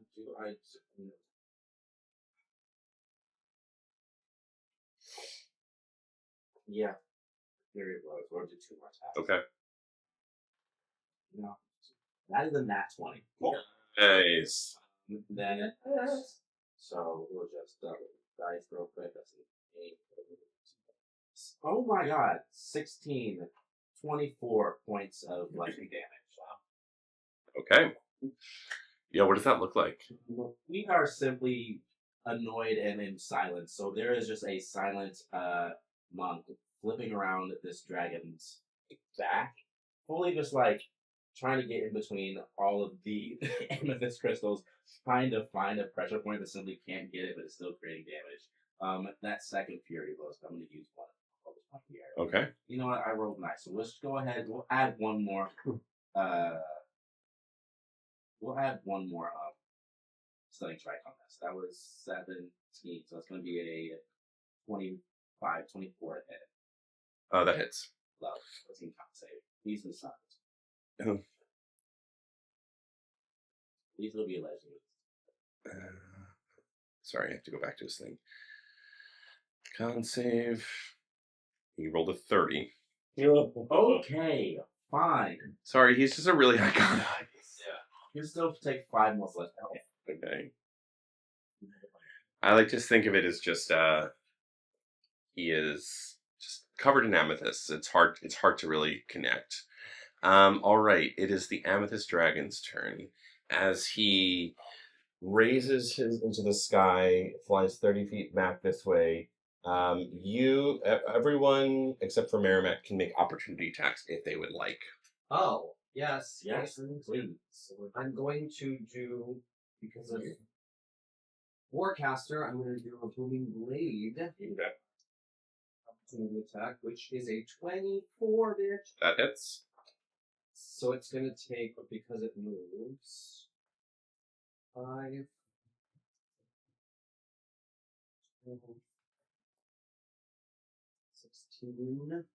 16 thunder damage, and 13 piercing damage. I might try to do calm emotions on this. Okay. That's very kind. You know, because I feel like we're not really trying to kill it. What was the calm emotion? Do you have the forecast? Say that again. Let's say Can't break. Oh, I got wisdom. opportunity. That means you can take an attack. 17.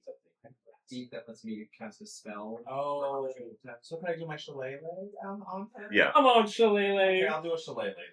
Like, let's do a shillelagh. I would have assumed you cast Shillelagh before you went into the swamp. I'll allow that because you have to cast Shillelagh on your stick first. It's the worst. It's very.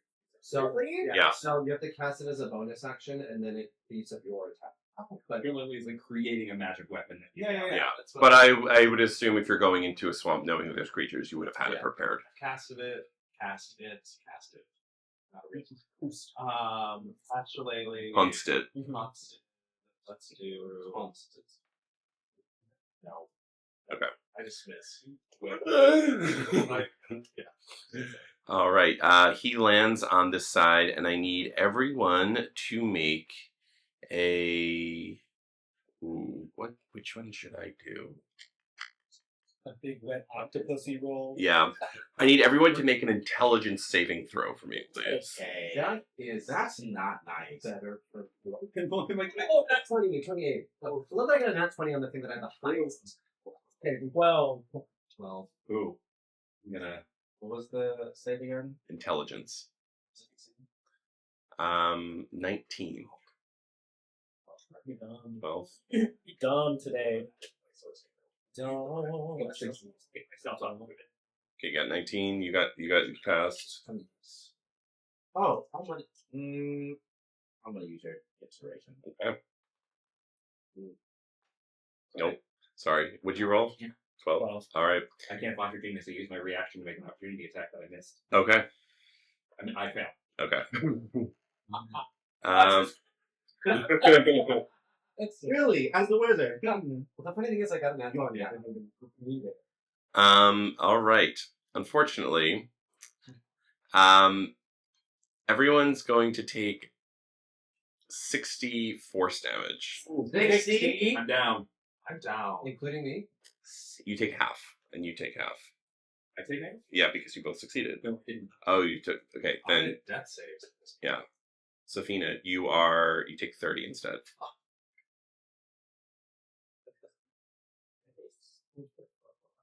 I'm gonna die. I thought we should talk to the fucking dragon. Let me like the point. Couldn't speak. You threw her gift away out of spite.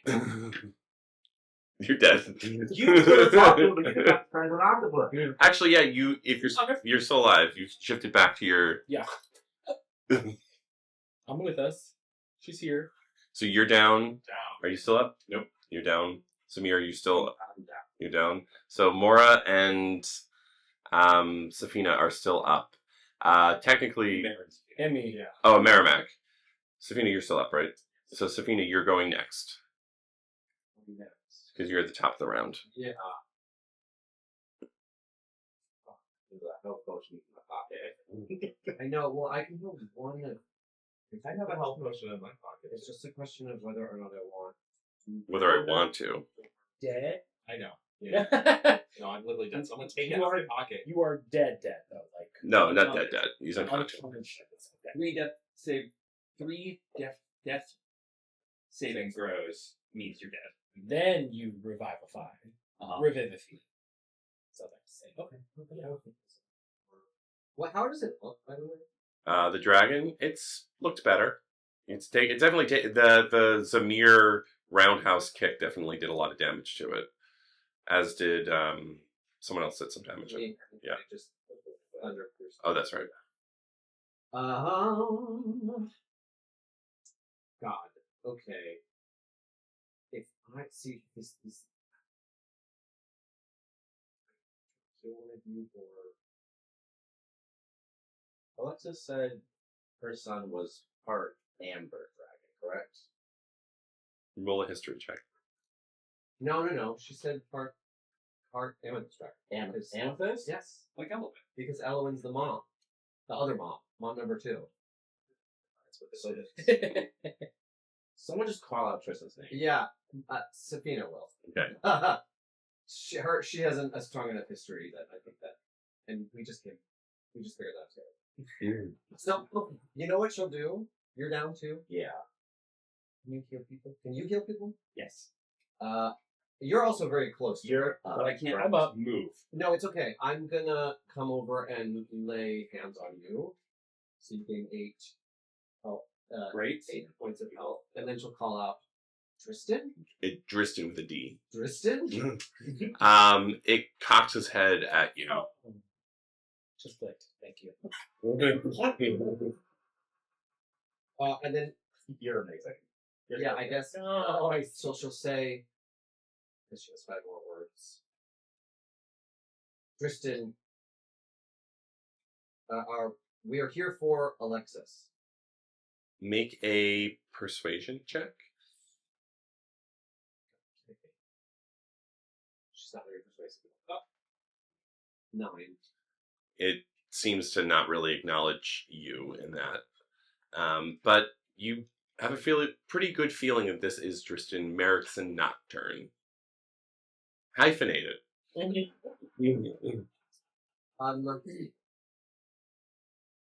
She is going to just to save.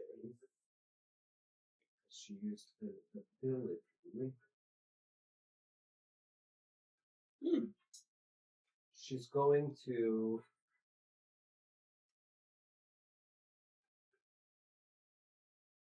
just cast Spirit Shroud of herself. She doesn't plan on attacking right now, but if it starts to start within 10 feet of her, throw that roll. Okay. Its speed is reduced by 10, so she's just doing that, and then she ran over to you. Where were you? I'm that one. Okay, so she ran over there, and then she'll kind of run back to the group. And yeah, there's something. I should just got turn it so that I don't know. Maybe if it tries to come closer again, should slow down. All right. Mora, your turn. Death save. Mm-hmm. Which is what? I think if it's evens, it's No, Yeah, above 10. 11. Yeah. So that's one success. You have to go 3 successes before 3 failures. Oh, so you're still out. He's still. Yeah. She's still down. Jeez. All right. Prasa. I have a question. Yeah. Moving to Mara, Uh-huh. it's like it looks like it's diagonal, getting slightly farther away from the dragon. Yeah, definitely. Great. I would say that. Do you lose your fear once you get knocked out? I guess knowing their statuses go away go down.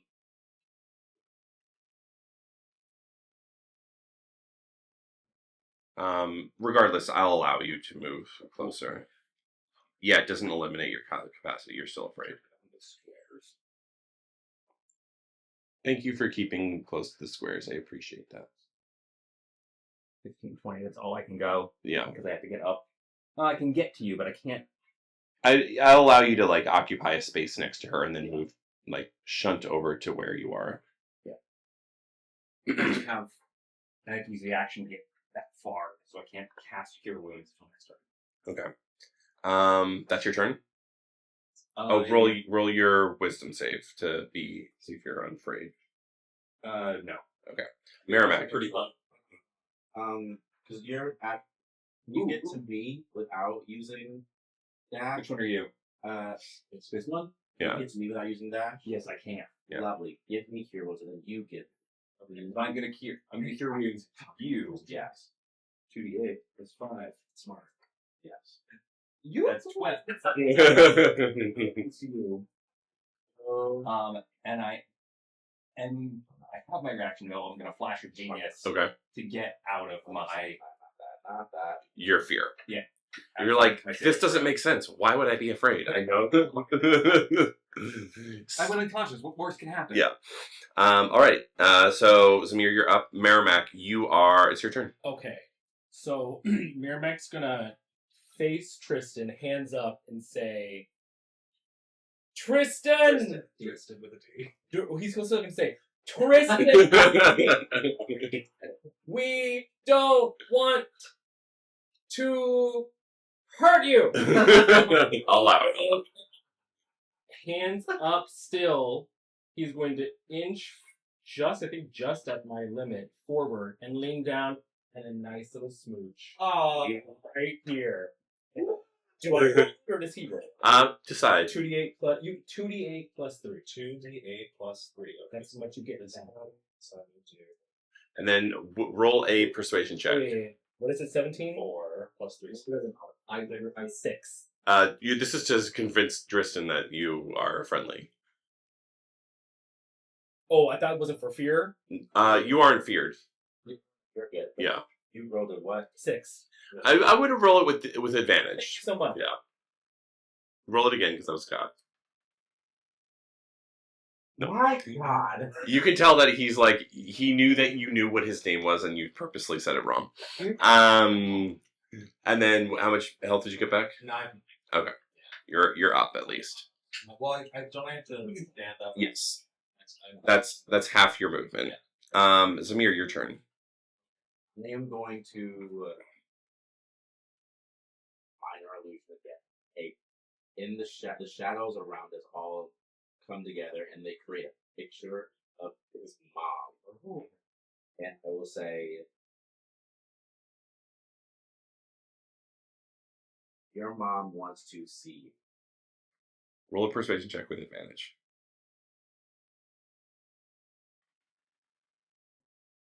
That's a 16 persuasion to 3 for me, 19.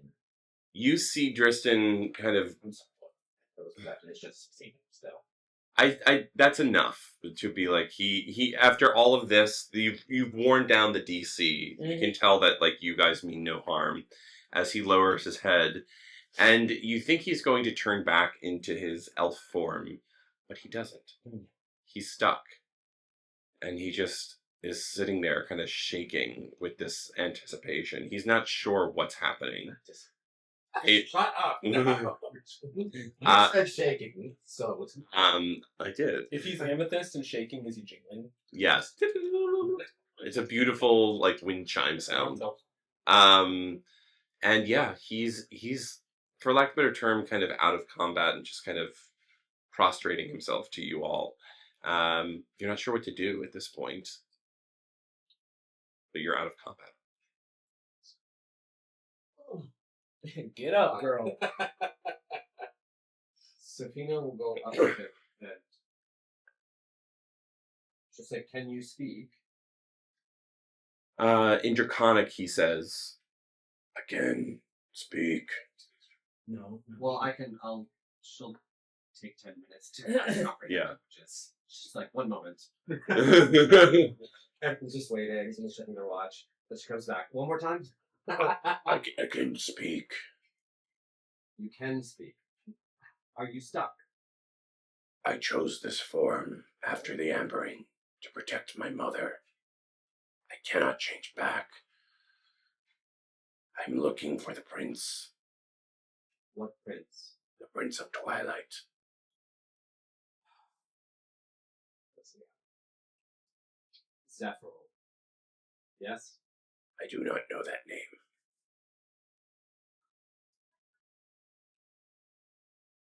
What are you doing here? Was he suspected to be here? I thought I found him up north. I attacked an airship.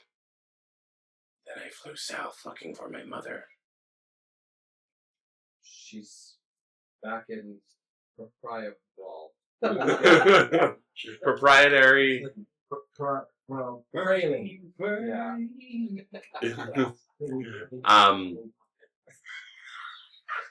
I know, but I don't want to scare her or the villagers.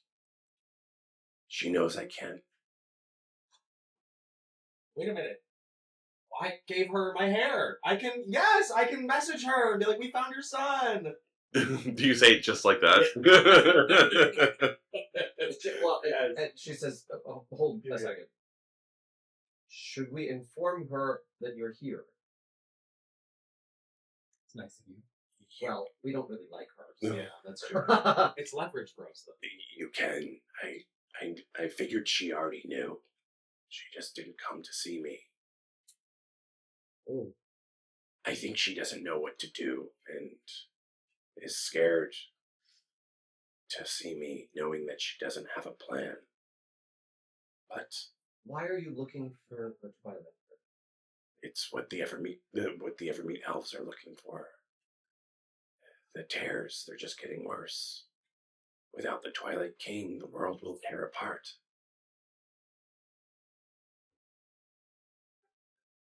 Do you have any idea where he might be now? There was rumors he was in the north.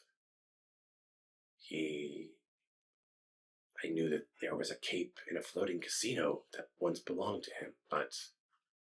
And then he looks towards you, Prasa, and he says, "Wait, where did you get that armor?" Found it in the library. Well, I can understand. I can't answer that. Well, I'll translate. So it's asking where you got the armor. Oh, I found it in the library. Right there. I believe that is a piece of the Twilight King's armor. She says, Yeah, I've heard this about it. Yeah, it's been complicated. Are you the Twilight Prince? No, unfortunately for the many people who wish that I was.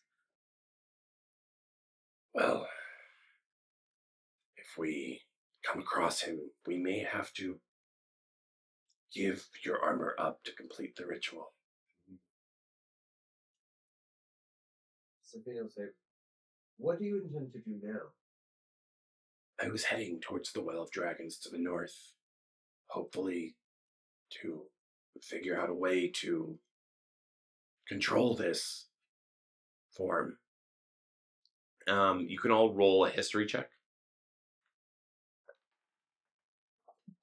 Oh, it's not as bad. 9. 15. Natural 20 for 28. Nice. Prasa, yeah, you definitely know this.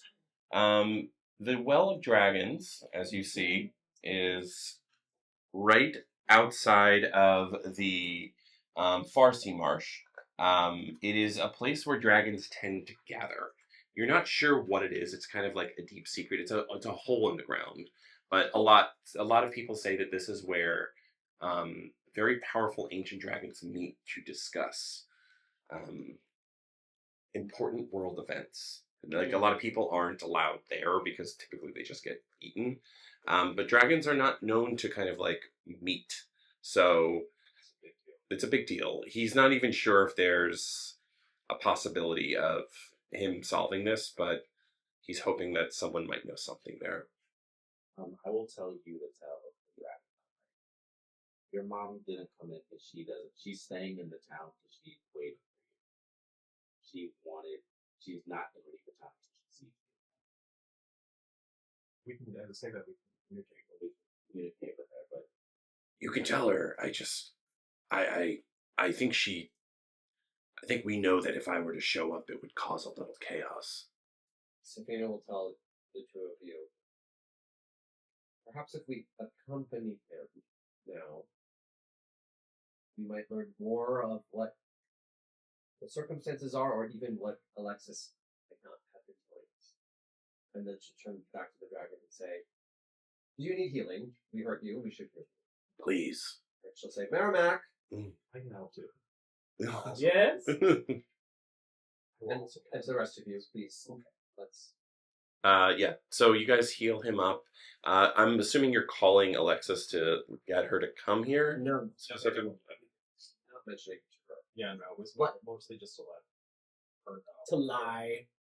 Well, Safina will say, do you know of your other parent? I know of her. She was in Baldur's Gate. I tried to see her, but my mother said that she didn't want to see me when I was elf. And Prasa, you do know this because you've seen him around. But I know 3 places. I'm assuming that you're not in the form that he has seen you in. Absolutely not. That's what I assumed. So, Safina will say, considering that she is where you've received your draconic bloodline, I suspect that she might be able to help you. Well, she's ambered now, right? In the city? She is, yes, but just to be aware, or of any of the rest of her family, they might be able to. Well, Mother said that the Nocturnes are I quote, terrible and emotionally manipulative family. They would say that, yes. I would not take everything your other mother says about Elowin with complete faith. Happy Pride! Complicated lesbians, we give it to you. And then she'll say, would anyone else like to speak to Kristen? well, I think Zamir will say, "Listen, you're heading north. We're also heading north. You could accompany us until we have to split ways. And at any point, if you want us to tell your mother where we're going, we can do that. But that is up to you." Yes. How about this? You get me to the Well of Dragons, you can tell my mother I'm there. I will help you get through. Sounds like a plan to me. Alright, well, I guess I'll take lead as he just kind of gets up and this giant amethyst dragon starts like going through the muck. And you know that Seems very easier. Safina will say, before we go, perhaps we should rest briefly. I would love that. Yes. Oh, and I'm going to take a look at everybody else. Is everybody else behind us good? Everybody good? They're like, yeah, we're good. She's gonna. They're all like, Oh, sad. if you Listen. basically if you're touching a So mistletoe. it didn't come from Dresden at all. It's just the swamp. He explains that there is basically a magical fungus that infects any sort of like organic being. Because he's mostly made out of stone, it's not affecting him directly.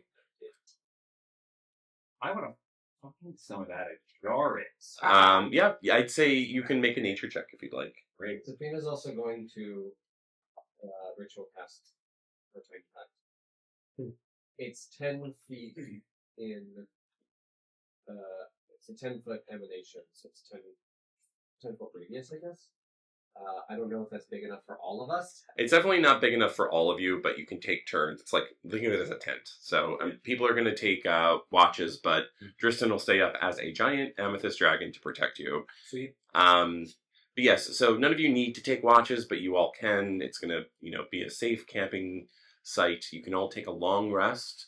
As you think about your plans going north through the marsh to get to the Well of Dragons, that much closer to the the Tournament of Fortune, you all feel pretty powerful at this point. You nearly defeated an amethyst dragon. And with that, I'd say you all level up. Yeah. I know you just joined, but it's... I will take that. Now all groups are level 9, just in time for the Tournament of Fortune. I'm a firm belief, yes, I want to give you the level up prior to the big fight, if there is a big fight. Change some of my useless spells. Yeah. This isn't useful. God, third level spells. Yes. Here's the question, though. Will Merrimack level up into Warlock or not? Or will Safina level up into Warlock? No, because I've been waiting for level 9 forever, so maybe later. Not now. I don't think so. Okay. Will you level up to Bard? Oh. He's like a bad ex. Wow. Are you going to level up into Bard, though? Before that, it can't command. That would really fuck with Harlow, wouldn't it? It doesn't matter. You're literally getting not only Harlow, but the Barbarian, your drag queen barbarian. I know. Yeah, I think whatever. Think about it. I think about it. Well, that was the final episode of Goblin Guys for the Pride Month of 2026. So thank you all for joining. Yeah, take your shirts off, tweak your nipples, have a healthy, safe, and enjoyable Pride for everyone. Just because Pride's going to be over by the next time we play doesn't mean you can't be proud all year round. Make your lesbian elf, make your non-binary tiefling, be the drow of your dreams. I don't know. D&D is fun. But yes, thank you guys. We'll be back. Reminder, we're off all next week because Pride is exhausting. We need to rehydrate. Also, I need to catch up on writing. So, off all next week. But the following week, we'll be back. I think we'll miss Monday because I won't be here. But follow up Wednesday, Northern Route. Maybe they'll fight, I don't know, some aboleth horrors pouring through tears in reality in the desert. We'll see how that goes. But they did just meet Hilgara Rhinemantle of the Winter Court, who just recognized Harlow from her time in Neverwinter. So we'll see if they get out of that safely. So glad you could finally have that problem. Yes. But yes, we'll see you back here in another week, and happy Pride. And don't forget, are you Goblin Guys? Yeah. Bye, guys.